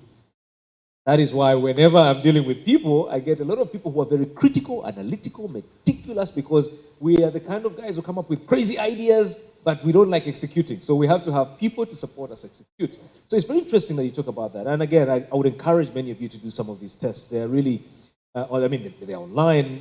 You can look out for Clarity 4D. It's one of the ones that I took. And it's very interesting because I remember when we were at this CEO training in Cape Town, for the first day before they gave us the results, they let us sit the way we wanted to sit. Typical of we Cs, we sit at the back, where the guys who are heckling, the guys who are loud, and, whenever they crack a joke, where the guys who call out names, And when they gave us our results, two people and myself were the yellows, and we were at the back sitting together. And the reds, who were the serious, crazy guys, were in the front. And the blues, who were positioning themselves in strategic places, were, it was quite interesting. And then you have, of course, the greens, who are very, how is home? How is your mother? Your kind of, your HR people, yeah? So it was quite interesting. And if you looked at that, the real dynamic here, when you talk about that. So self-awareness, very, very key. But I just want to end by talking about my interesting, a story. But before I talk about that, I was really amazed at the conversations you have on the dinner table about bonds, derivatives, and stocks. Man, I just want to have that conversation too. But anyway, I guess it will come. So I just wanted to probably end with a simple story about myself when I returned from the UK. Just like you, I said I wasn't going to work for anyone. My small savings, I went to Hira, got guys to clear up some 10 acres of land, and I planted some maize because for me, we were going to make a killing. The rains had shown that they were coming. Oh boy, it rained. It rained that when it came to time for harvesting, it was still raining.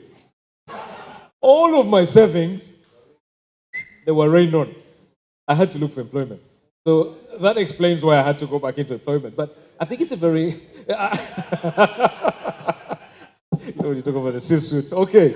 But ladies and gentlemen, we're going to go into the last round of questions and answers, and then after that we'll close. So questions and answers, and then we're going to have someone interesting give us a vote of thanks. Good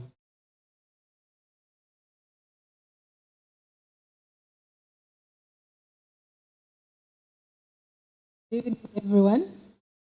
My name is Kamakune Stella. I'm a marketer. My question to you, sir, is what kind of advice or say would you tell someone who has a family business to make their kids interested in it? Because many businesses, we have started by saying, whenever the owner dies, the business dies with him. So what has made you, Gashik, last for this long, and what was that your parents told you that someone can tell their kids to get interested in the business? Thank you.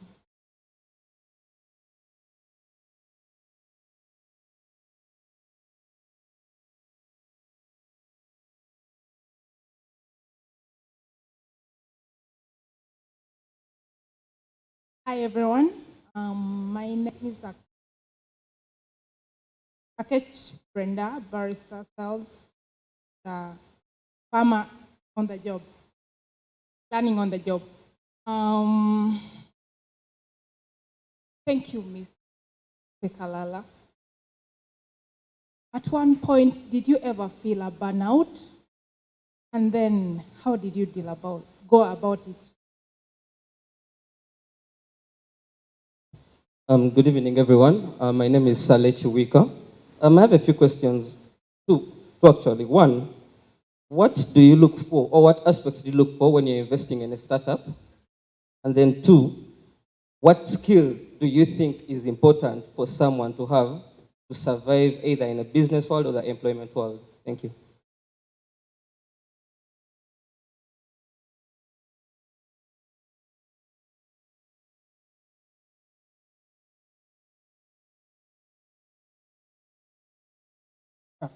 Thank you very much.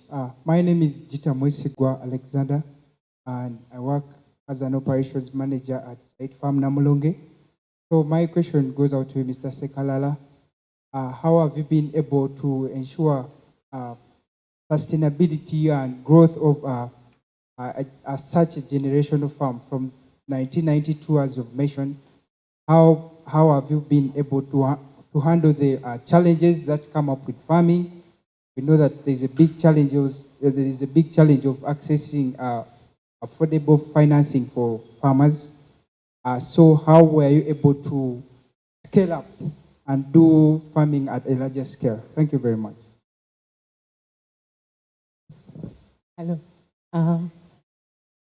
My name is Aisha, and my question is to you, Mr. Sekalala. In this Insta world, the young people having this sense of instant gratification and expecting businesses to turn around overnight and maybe being disappointed when they don't.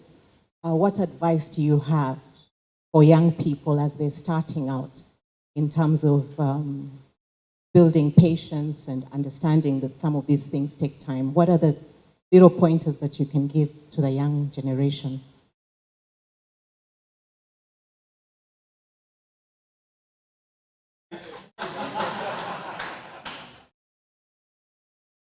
Good evening. My name is Leonard Owora. I work with an oil and gas and also do SMEs. My question is, Mr. Aga. We talked about businesses not seeing their first year or their first birthday. Is there a point in time when you felt a business outgrew you, one of your businesses outgrowing you, the owner?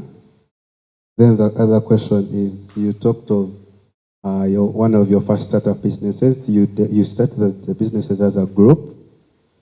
At some point, I believe priorities of the individuals changed. How did you deal with that? Thank you.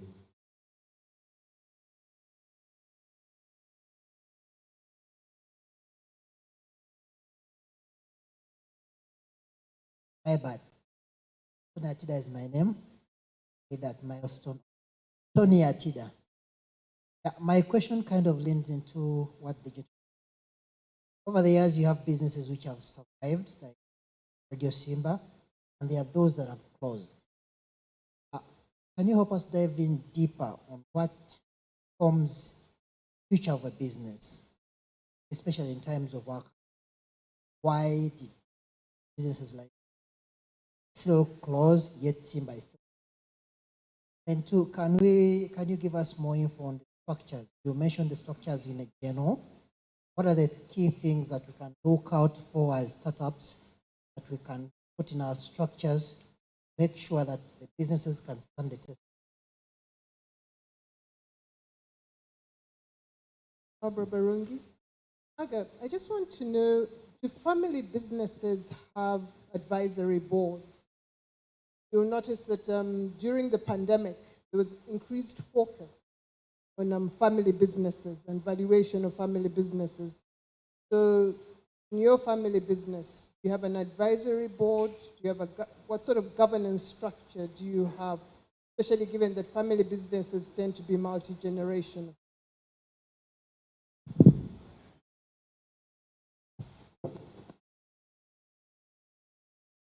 Hi everyone, my name is Alan Victor Senkungu. I'm into cybersecurity. My question is a personal one. In a life as busy as yours, what are those daily habits that you have? Ensure that you're always switched on to be able to execute at that level.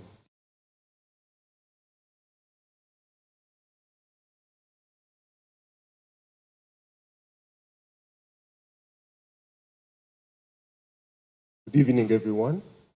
My name is Tony Ibanda. I would like to ask, as an entrepreneur, how do you recognize and accept that you are the problem in the business? As the head of the business, how do you come to terms that the business is not growing because of you? And how do you mitigate that? How do you come to terms with that?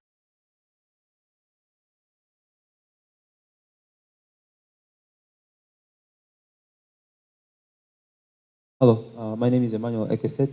My question is the opposite of his. How do you say you're in a business relationship with someone, it's your partner, or Tony is your partner, and you just feel like Tony is a problem, but you also know that Tony won't budge? How do you get to a point where you feel like you're either wasting your time to innovate in the business because the other person won't evolve? How do you handle those differences?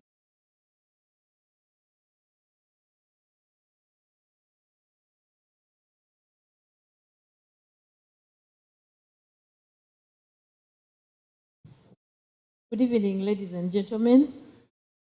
My name is Nachanzo Olivia.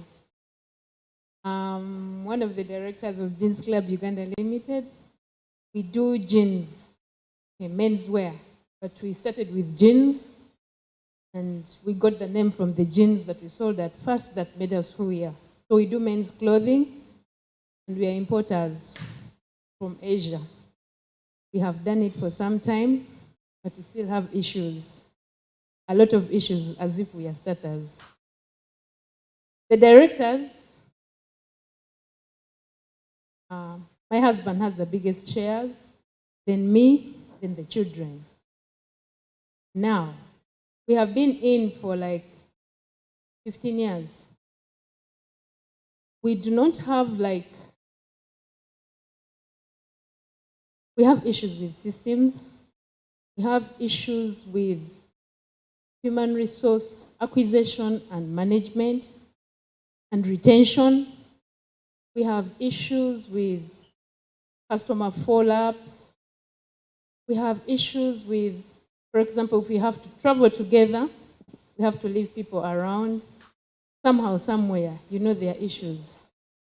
When you're around, the issue is like combed. Now, there's a time when you have maybe like you have an employee who has been on for some time. You give them the time, the delegation, we give them the powers. Then a time comes when a person who has been around for some time feels like can own. Maybe can own on your behalf. Then reaches a time when that person is even reaching an extent of owning the customers. I don't know whether people are familiar with that. Owning the customers to an extent that so and so will not buy unless I call him or I remind, because we do it at both wholesale and retail levels. So we first call the wholesalers because we have people who buy from us and sell in the suburbs of Kampala and even outside Kampala. So you reach an extent where someone is like owning the clients. So and so will not buy because so and so has not called, has not followed up. Then there are those clients who will not buy if Olivia has not called me because I'm a friend to Olivia, or I'm only buying from the manager or the CEO, or is it? We have those issues. Please, Mr. Sekalala, can you help on how we can go about that? And now, the boys are young, they're not even aware that they are shareholders in the business. How do we help them understand, love the business, and also pick the interest into this? Because at the moment, they all have different interests. But they know at least mommy and daddy operate a shop, and that is where they get the money. And they all think maybe they have to run shops to get money. I don't know whether it is right or wrong. Are we doing it too early? Or thank you so much.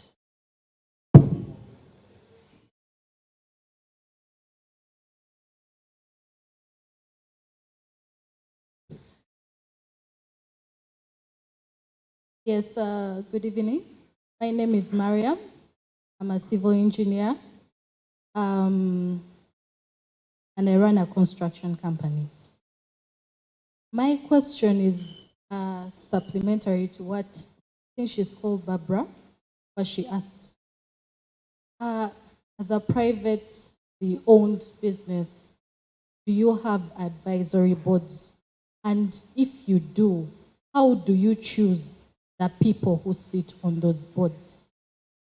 And maybe the second question is also similar to what Daniel asked. How do you choose your employees? But also, what kind of leadership style do you have? Because I tend to have a challenge that I'm very empathetic. So how do you prevent yourself from getting taken for granted, yes, by the employees? And we know that as a leader, you have to establish a certain relationship with your employees. But where do you draw the line? Yeah, that's my question. Thank you.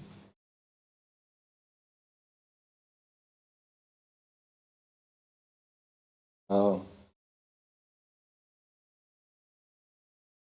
Yeah, sure. Yeah. So I'm called Sharon Anena. One is very personal. I have a start. I want to make it kind of international, but my problem is the bureaucratic process of it, trying to register it, trying to get the right papers to continue, and I don't know the process or how to navigate through that.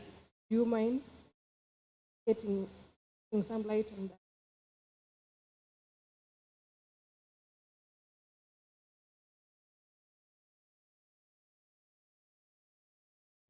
Thank you. So, Aga, I think we can take those questions.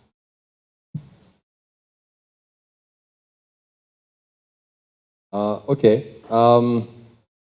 I have a question there was a first question from Stella. I just wanted to get a clarification that the family business makes Stella. Yes, Stella. What was the question was about?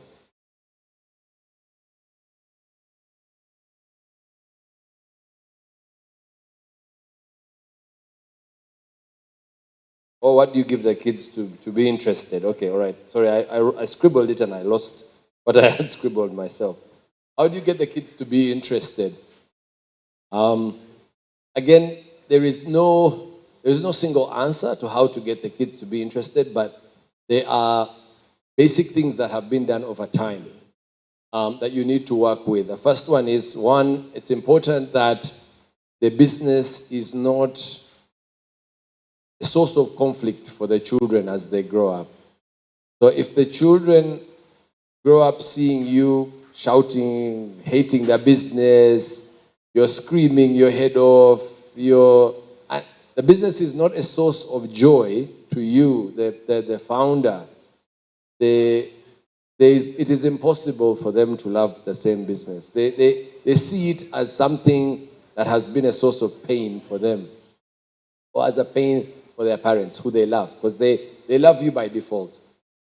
If a business is something now that also takes away from them, so basically you miss their play because you are at your business, you don't go to soccer practice because you are at the business, then also the business could grow up with the connotation that the business took away their parents from them, from loving them and giving them time. This is also very common. And based on that, they tend to almost subconsciously reject. And they say, I want to go to Samoa. I want to get the benefits of the business. Or if anything happens, I just want to sell the business, because it is not a source of joy.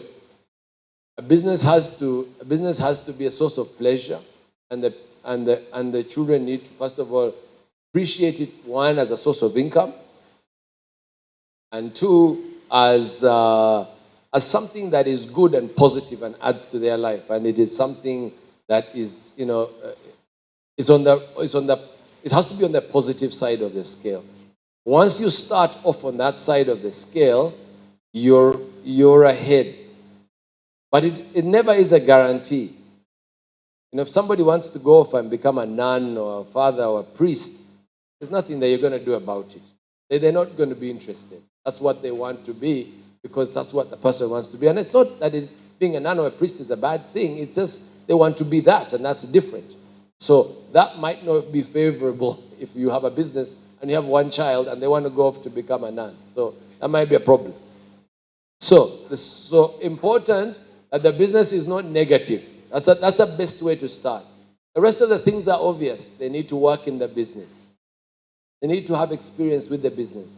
They need to touch and feel the business and understand the benefits of the business. So those are the things that they also have to be inculcated.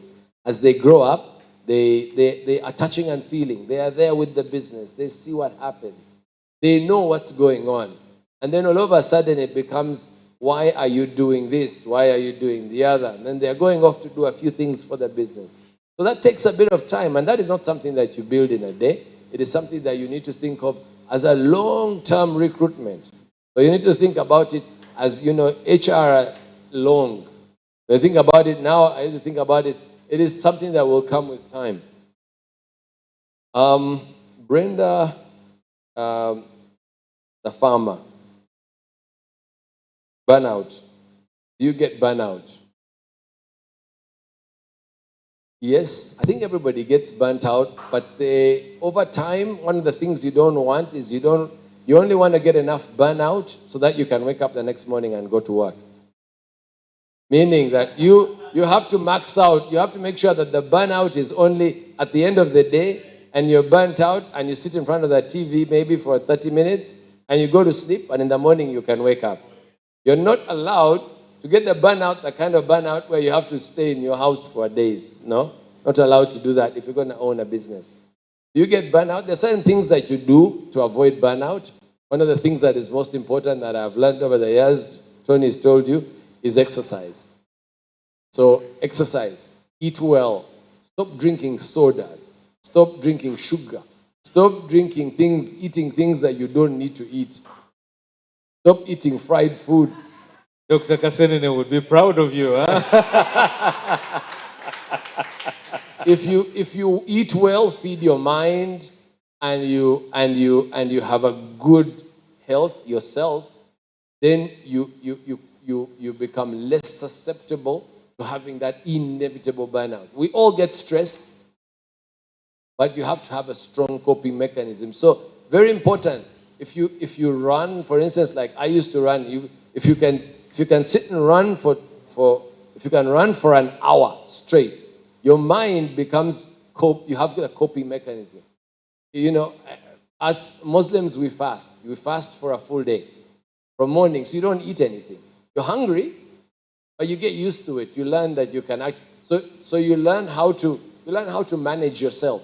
You learn how to be able to say, well, if I don't eat, I'm not going to die.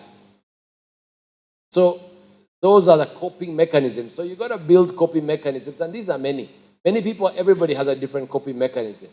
But avoid the burnout, the type of burnout, that burnout that where you see, and I see it a lot with young people, burnt out and have been missing for a week. Gone. They don't show up to work. We don't know where they are. They say maybe they've got malaria, COVID, whatever they want to say. But ultimately, they burnt out. You don't want to do that. Or you burn out, and then you decide to indulge and drink alcohol or decide to drink something else. You don't want that. Don't get to that. Don't allow yourself that. Manage yourself early. Early, before you get there, manage yourself. Manage your health. Manage how you are. And these are things that will help you later on in life. Mr. Chiwika.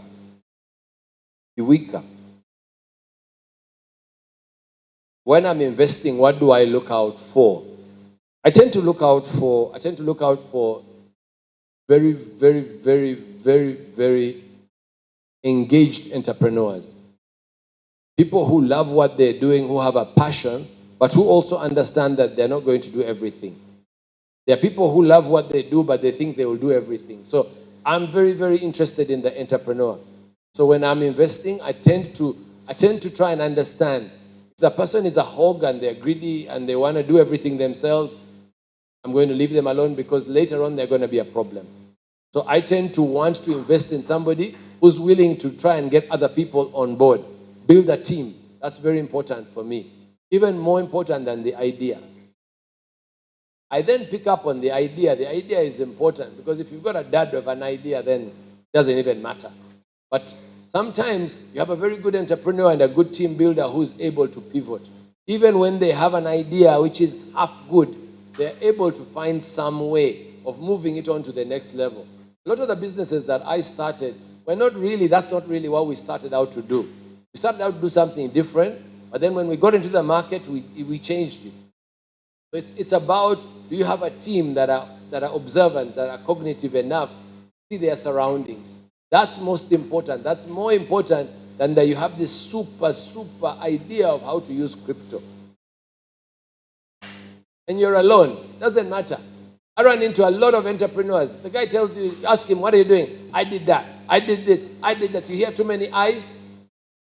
That's the end of that conversation. I'll not invest in your business. You've got to be a team person. What skills do you need to survive in business? Many skills. But I think at the end of the day, you need to have people skills. You need to be able to, one, understand yourself. We spoke about that at length. Understand how you get to know that. You need to be able to interact with people. You need to be able to work with people. You need to be able to actually sit in a room of people and convince them that what you're doing is right. But what you're doing, it comes from the heart. It is not something that you're going to be, there's no fake it till you make it. That's out. So think about how the skills are mostly people skills. But then you also have to have the basic skills for business. There are some basic skills. Is it, if you're a finance person, is it accounting? Is it understanding what you're doing? Is it understanding those derivatives in the form that they are? So there are different skills. I have friends who are financial advisors. And you speak to them, and they know finance like the back of their hand. They will tell you, this is good, this is good, this is the other. They don't need to be, they have the basics to be able to set up a firm and be able to advise on financial matters. So it's different. I have friends who are lawyers, and one person is not able to set up a good team because they hog everything on their own. And another guy is very good. They build a team of people, and they have admirable law firms. So teamwork is I think is very, very important. I think it is fairly up there with empathy, with self-awareness, and all these other things, and the training and the skills that you have as basic. Jita asked, how do you sustainably grow, and how do you do financing? This is a good question also. Over a long period of time, one of the things we've done is we've done a lot of joint ventures. We've worked together with people who have capital. We've opened up to having a little bit less ownership and a little bit more and a little bit bigger business. So to start Yugachi, we had an investor who brought in the capital. So it is not all your money. You need to be willing to work with other people. So you need to have those skills also. Be able to acquire. You need to be able to work with others.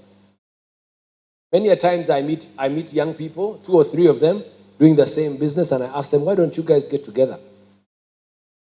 Why don't you merge your businesses? So you have one business that is good.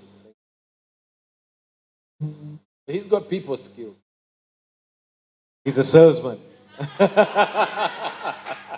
Thank you very much. So my point is, I think to Jita, it's very challenging getting financing in this market. It's true. Finance is very tricky. It is very hard. Very few banks want to finance agriculture or want to finance long-term business. Most of the banks want to finance the lady there that sells the jeans in the shop because it's quick. It's a quick turnaround. So that's the nature. That is a structure, and that is structural, and it comes from the nature of funds that the banks have. I didn't understand this until a few years ago. I served on a board. I did retire eventually, Tony. So I no longer serve. I no longer chair. I did my term and I finished. But it is largely because all the people who put money in the bank or who save money in the bank have what they call demand deposits. Very people are putting money in the bank long term. So the nature of the funds in the bank are also very short term. So the banks can only lend it out. They can't really give you money 10 years when the people who deposited the money want to take it out on the 15th of the month. So nobody's putting in long term. So it is also not really...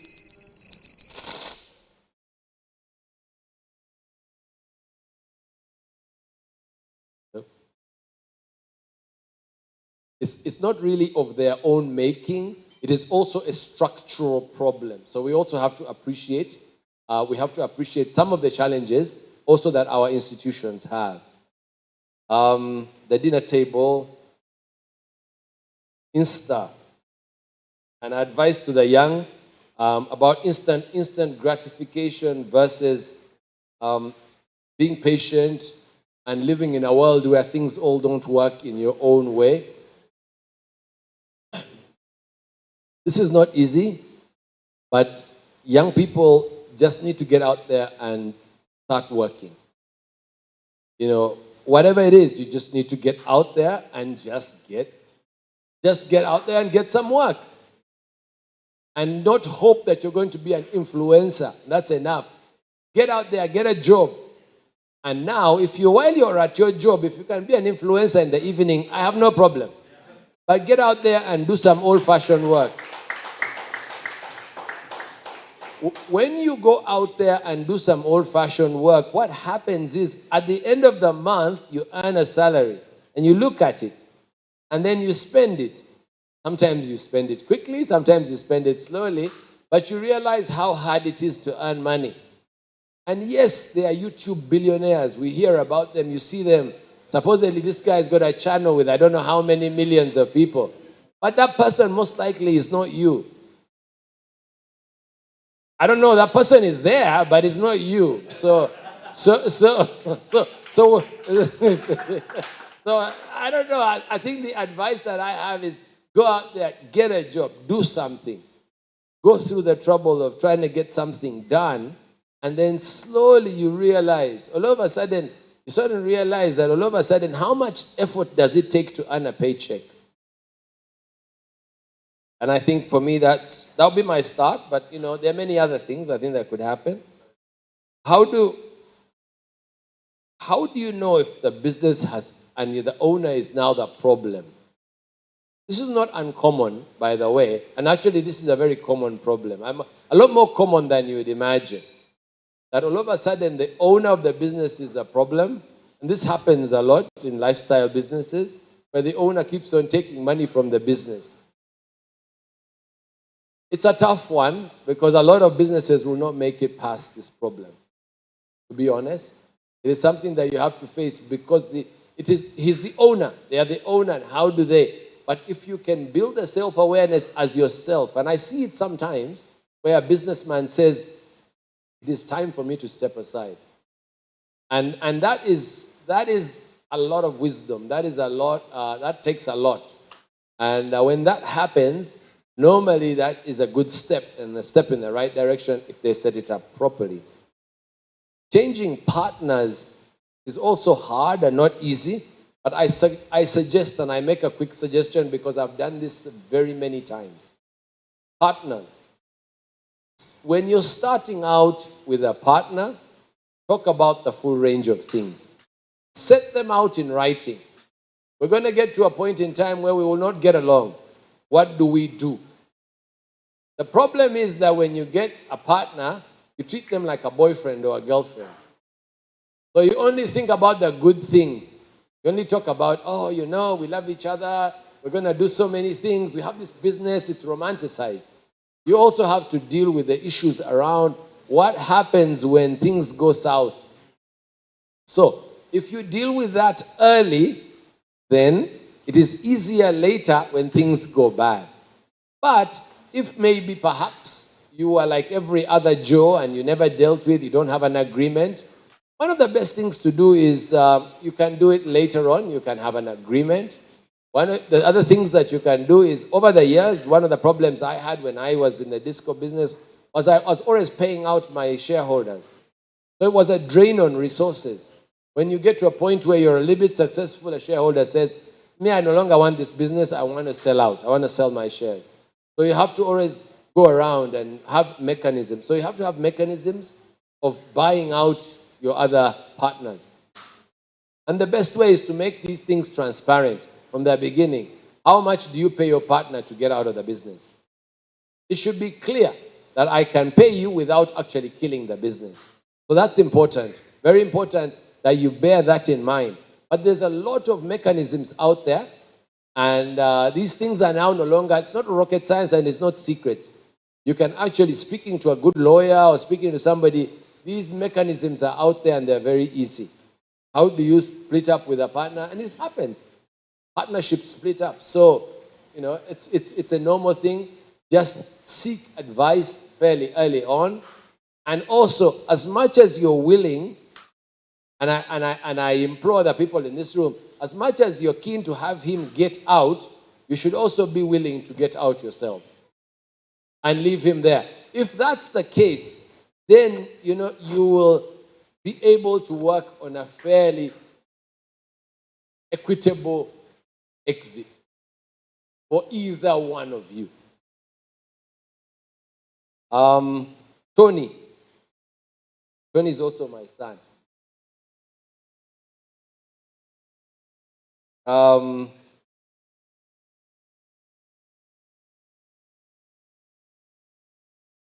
So before that, somebody asked, why do some businesses close structure? I think there was a question around businesses surviving and closing. the businesses that you start, and some of the businesses surviving, some of them not surviving. Very much it's around objective. You have to set very clear objectives in the beginning of the businesses that you're starting. What do you expect them to be in 1 year? What do you expect it to be in 5 years? What do you expect it to be in 10 years? They have to be very clear milestones. Sometimes a business is successful, but not in the way that you wanted it to be. So you also have to have that in mind. You also have to bear that your business might just not achieve the objectives that you set it out to do. So have clear objectives. Sometimes people drag businesses on for a long time. They keep on trying. And, all of a sudden they're worn out and, you wear out your shoes, you wear out your clothes, trying to get this business to go. It's also important to be able to pull the plug, start again, maybe do something different, change the way you're working. It's important. Some of the businesses that we started, it was the times. Some of the business was that the people that stayed owning the businesses, you asked about Silk, for instance, it was a little bit around the time, the way the businesses are, the fact that businesses moved into the suburbs. There were so many bars that people could go to and they were no longer willing to pay. The structure of businesses changed. And some of the businesses changed, it's a matter of time. The business has been around 15 years, 20 years. Sometimes the market shifts from you. It might call for you to also shift with the market. That's where we were talking about strategy earlier. Have you shifted with the market? Have you kept up with what the business is supposed to do? But sometimes a business is so fixed. Its location is who it is. It is where it is. Somebody would ask you a genuine question, can you move the Serena from where it is? That's where it is. That's where it is. But, those are the other things that you need to think about as on your entrepreneurial journey. Structure. What is structure? And what is important in a structure? Structure is something that you build over time. And structure, you don't wake up in the morning and you have an HR, you have a manager, finance, no. Sometimes you start out a small business and you actually outsource your accountant, you outsource your finance function. Sometimes you outsource HR, sometimes you'll outsource, some other cleaning function, for instance. So you're not going to have a full structure from the beginning. But what is important is to know that as you grow the business or as time moves on, there are certain roles, especially the things that maybe you as the sole entrepreneur or you as the founder have been doing, and as you get to time, you delegate, especially as resources allow. The most important thing is resources allowing. But sometimes you need to also be entrepreneurial even in setting up a structure. Sometimes you have to be aggressive. Sometimes you have to say, okay, I want to have a good sales team. That's what's going to make me grow. Sometimes it's I want to have a good talent pool. If you want to have a good talent pool, you need to invest in that from the beginning and put efforts in that. So sometimes people will say, I'll have a good talent pool. And what that goes with a good talent pool, you need to have some basic HR. You need to be able to manage their HR issues.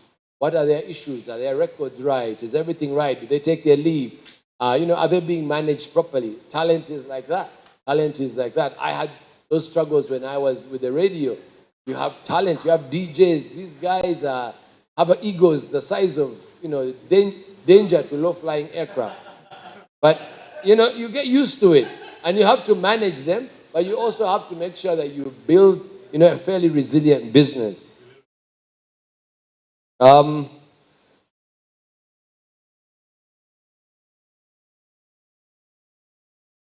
Do we have an advisory board? Yes, we have a board, and we've had a board because we've always had investors. We always have a board. We're fortunate that way that's how the business was set up. It was set up amongst investors. We've also had financial institutions investing in the business. So EADB has been on our board. UDB have had board seats. We've always had. Because of that in our mind, we always have a running board, and the board is quite active and it does decide on policy. We we struggle maybe with sometimes being quick enough to be able to, and also we might not have the sort of levels of having very, very big information packs. So, but we try our best to make sure that the board is informed. They get monthly reports, quarterly reports. They're quite informed about what's happening in the board, and we have regular meetings. So, and normally, if at least they know what we call that we call them the top line issues. What are the top line issues in the business are fairly well known to our board.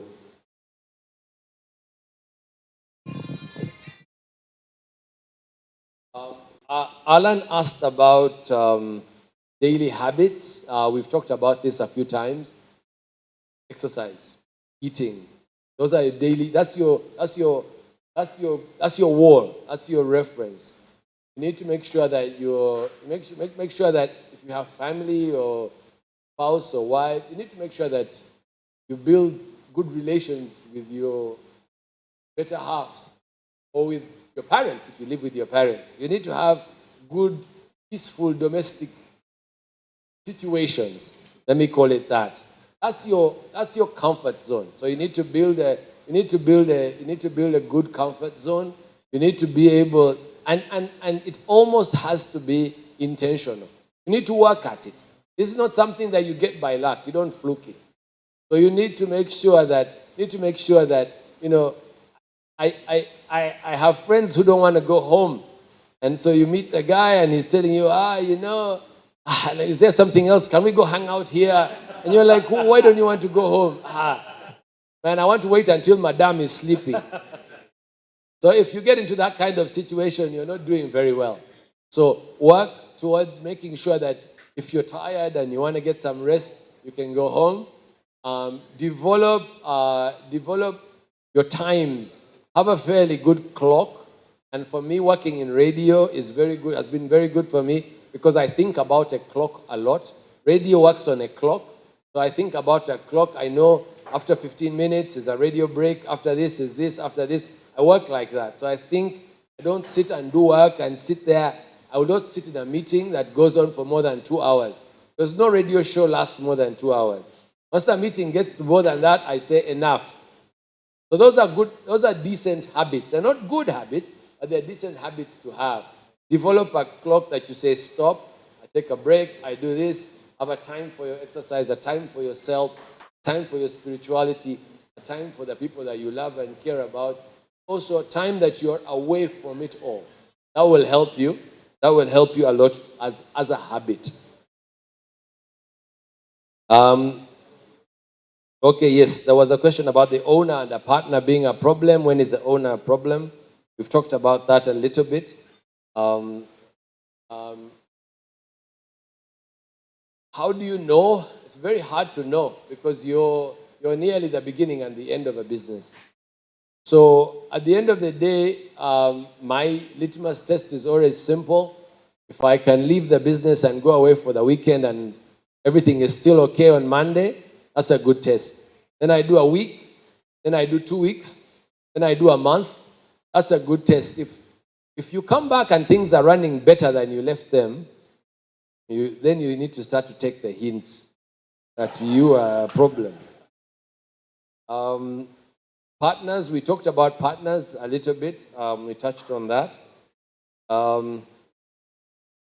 Olivia asked about the systems. But Olivia, I would like to congratulate you. 15 years in business is not little.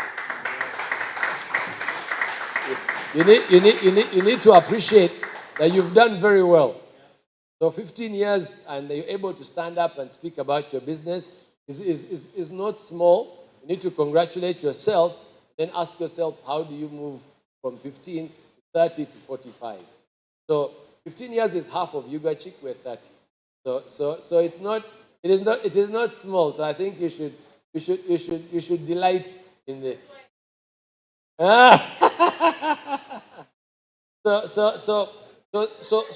that said, you mentioned that you had some problems. All businesses have a problem. Corporate businesses have problems. Even banks have problems. I've been involved in that sort of situation. The best thing to do is Look around and you'll find a consultant. You might actually have somebody already, but you might get somebody who you both trust, you and your husband, somebody who you trust. There's a couple of them, they are good ones around. Even Ugandans, very good. Well, yeah, okay, him, but I'm saying they are consultants who can come and objectively dissect your business. And you'll be very happy.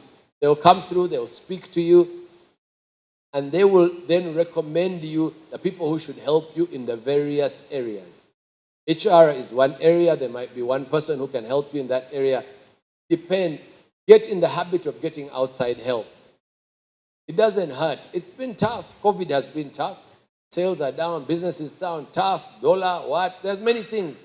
But you need to get to a point and say, okay, we've had enough of this problem.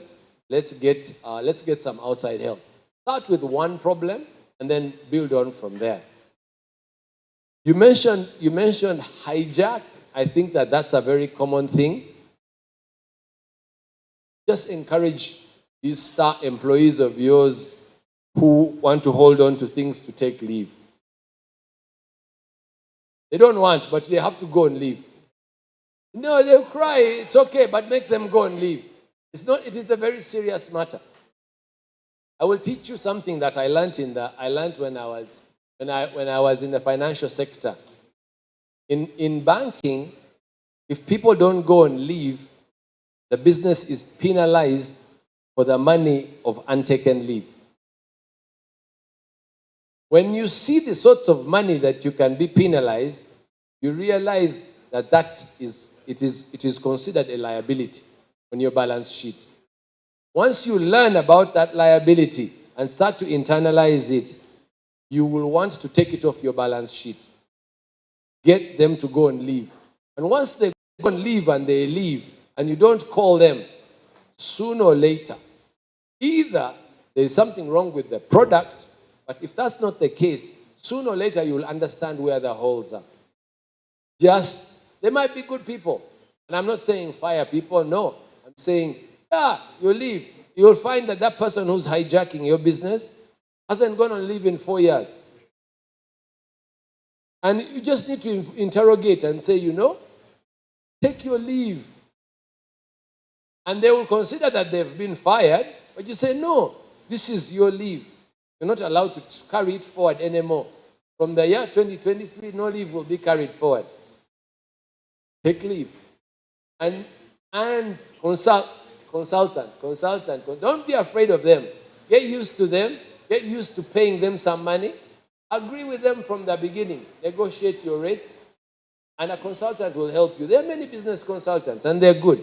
I recommend that you start to walk down that road if you think your children, you want them to get involved in that business. Because the problem is that your children will not want to get involved in a stressful business. They will not want to get involved in a business which they see is acrimonious in any way. They want to get involved in a successful business. So that's it. That's what you have to be aiming at. So if one, make it your 2023, I'm going to make sure that I turn this thing around. I get to know where the problems are, I solve them. The people who are people problems, put them aside, make sure that you get them to go away from the business for a while. Yourselves, you have to live life, but you have to figure out, of the two of you, who's going to be the main person to remain in the business. That's also something that you also have to consider with time. So, and also you have to consider, what if your children don't want the business at all? That's also something that's bitter, but it's something that you also have to think about. Marian, the civil engineer, do you have advisory boards? Yes, we have advisory boards for all our businesses. Leadership style. Your leadership style is your leadership style. Right now, I would be lying to you to tell you that I can change your leadership style or he can change your leadership style. You just have to be aware of what your leadership is, what type of person you are. Then you need to build a team around you that is complementary. If you need people who are a little bit more tough on the line, maybe that's where you need to be looking. Maybe that's what your HR should be doing. Maybe that's what your partner should be doing. Maybe that's what, somebody somewhere should be doing. And sometimes you might realize that you've grown, you have this business, but you don't have the skills. Where are you going to get the skills? You can't hire. This was a common problem for me in the late 90s, early 2000s. People didn't want to work for entrepreneur businesses. They wanted to work for corporates. They wanted to go work for Pepsi. The people would say, no, I'm not going to work for you. You're an individual. Now it's easier, but maybe it's perhaps also because of the track record. But back then, people didn't want to work for individuals. So you need to figure out if it is that you have a challenge. One of the things that you need to think about is there a possibility for you to do a joint venture on a project with somebody who has good skills that you can work with? A possibility. It might not be realistic, but if there is a project which is big and you want to work with a group of people, you might actually get a chance to actually understand who has skill, who has talent, who is good at what. Maybe that person can become, maybe you can build a bigger thing than having your own individual thing. So my recommendation is learn who you are, work with a coach to understand who you are. Sometimes because you studied civil engineering, you take it that, I got my degree, I don't need to learn more. Take on a coach for leadership, a leadership coach. There are many of them. Understand who you are, know who you are and what you want to do, what you're strong at. Know what's not your strong point, and then build for that. Balance for that. So know what you're good at. Some people are very good technically. I hope that I have answered maybe a few of your questions. Absolutely. I know that I have answered some. Wow. I beg. Wow. Guys, thank you for listening. Thank you, Aga. Wow. 2 hours of great conversation. Aga, thank you so much. Thank you so much. Aga, thank you so much. Before we proceed, Aga, and we're just going to close in a bit. I know 2 hours and, you say 2 hours and what? What happens after 2 hours? You kalas. The program is ended.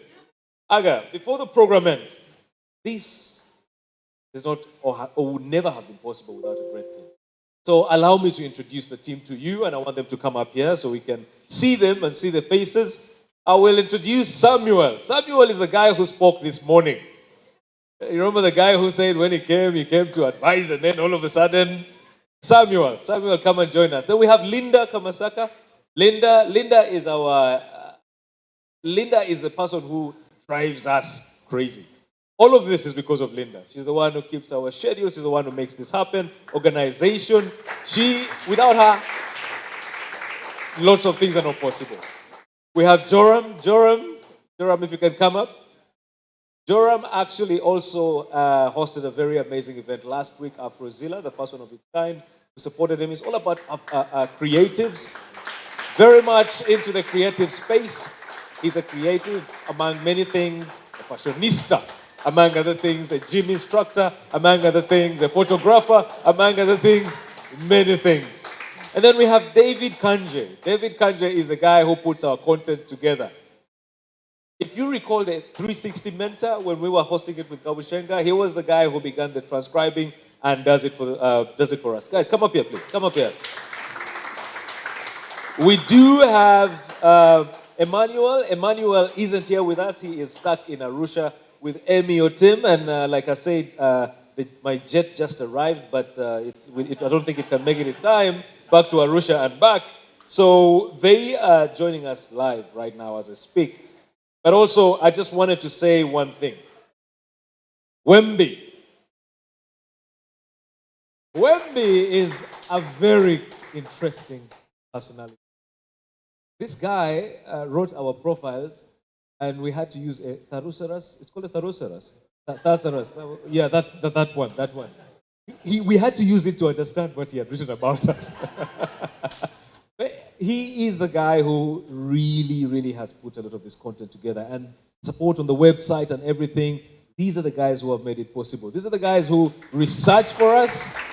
These are the guys who, do the research for us, put content together, tell us what is appropriate, what jokes are not. So when you expect us to make jokes and we are not making jokes and we are serious, these are the people who make it happen.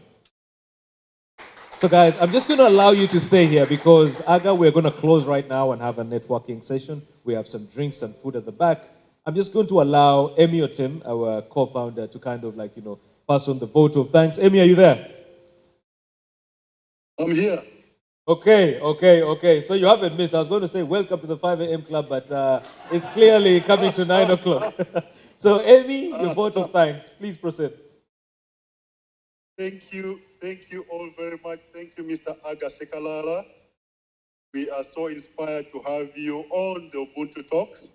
And I just wanted to try this out with the audience. I wanted to say, for those who think that Sekalala should come back for part 2 in 2023, say hi. Hi. Mr. Aga Sekalala, we are pulling you back in 2023, which is our year of elevation. So we are hoping you can create some more time to come back and be with us. We are very inspired by your words. And I just wanted to say one thing to the audience. One thing to the audience. The people that follow you and look up to you do not listen to you. They imitate you. They look at what you do. If you come to work early, they will follow exactly that and come early. If you dress smart, they will dress smart. If you read, they will read. So the people that follow you imitate you. They don't listen to you.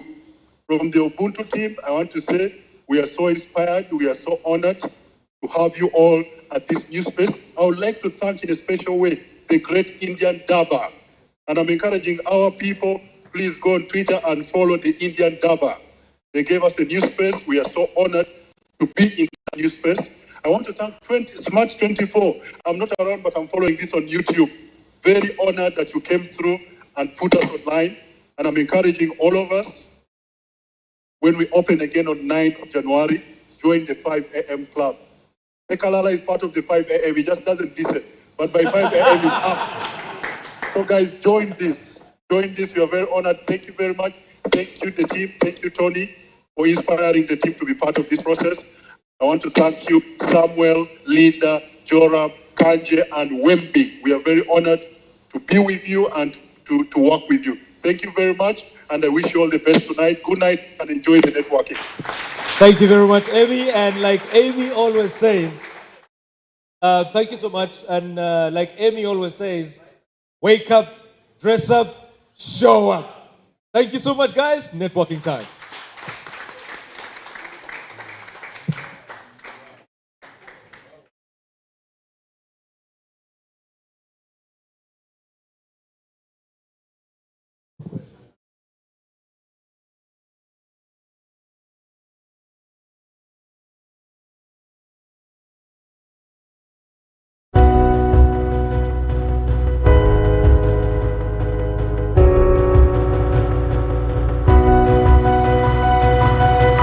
Smart 24.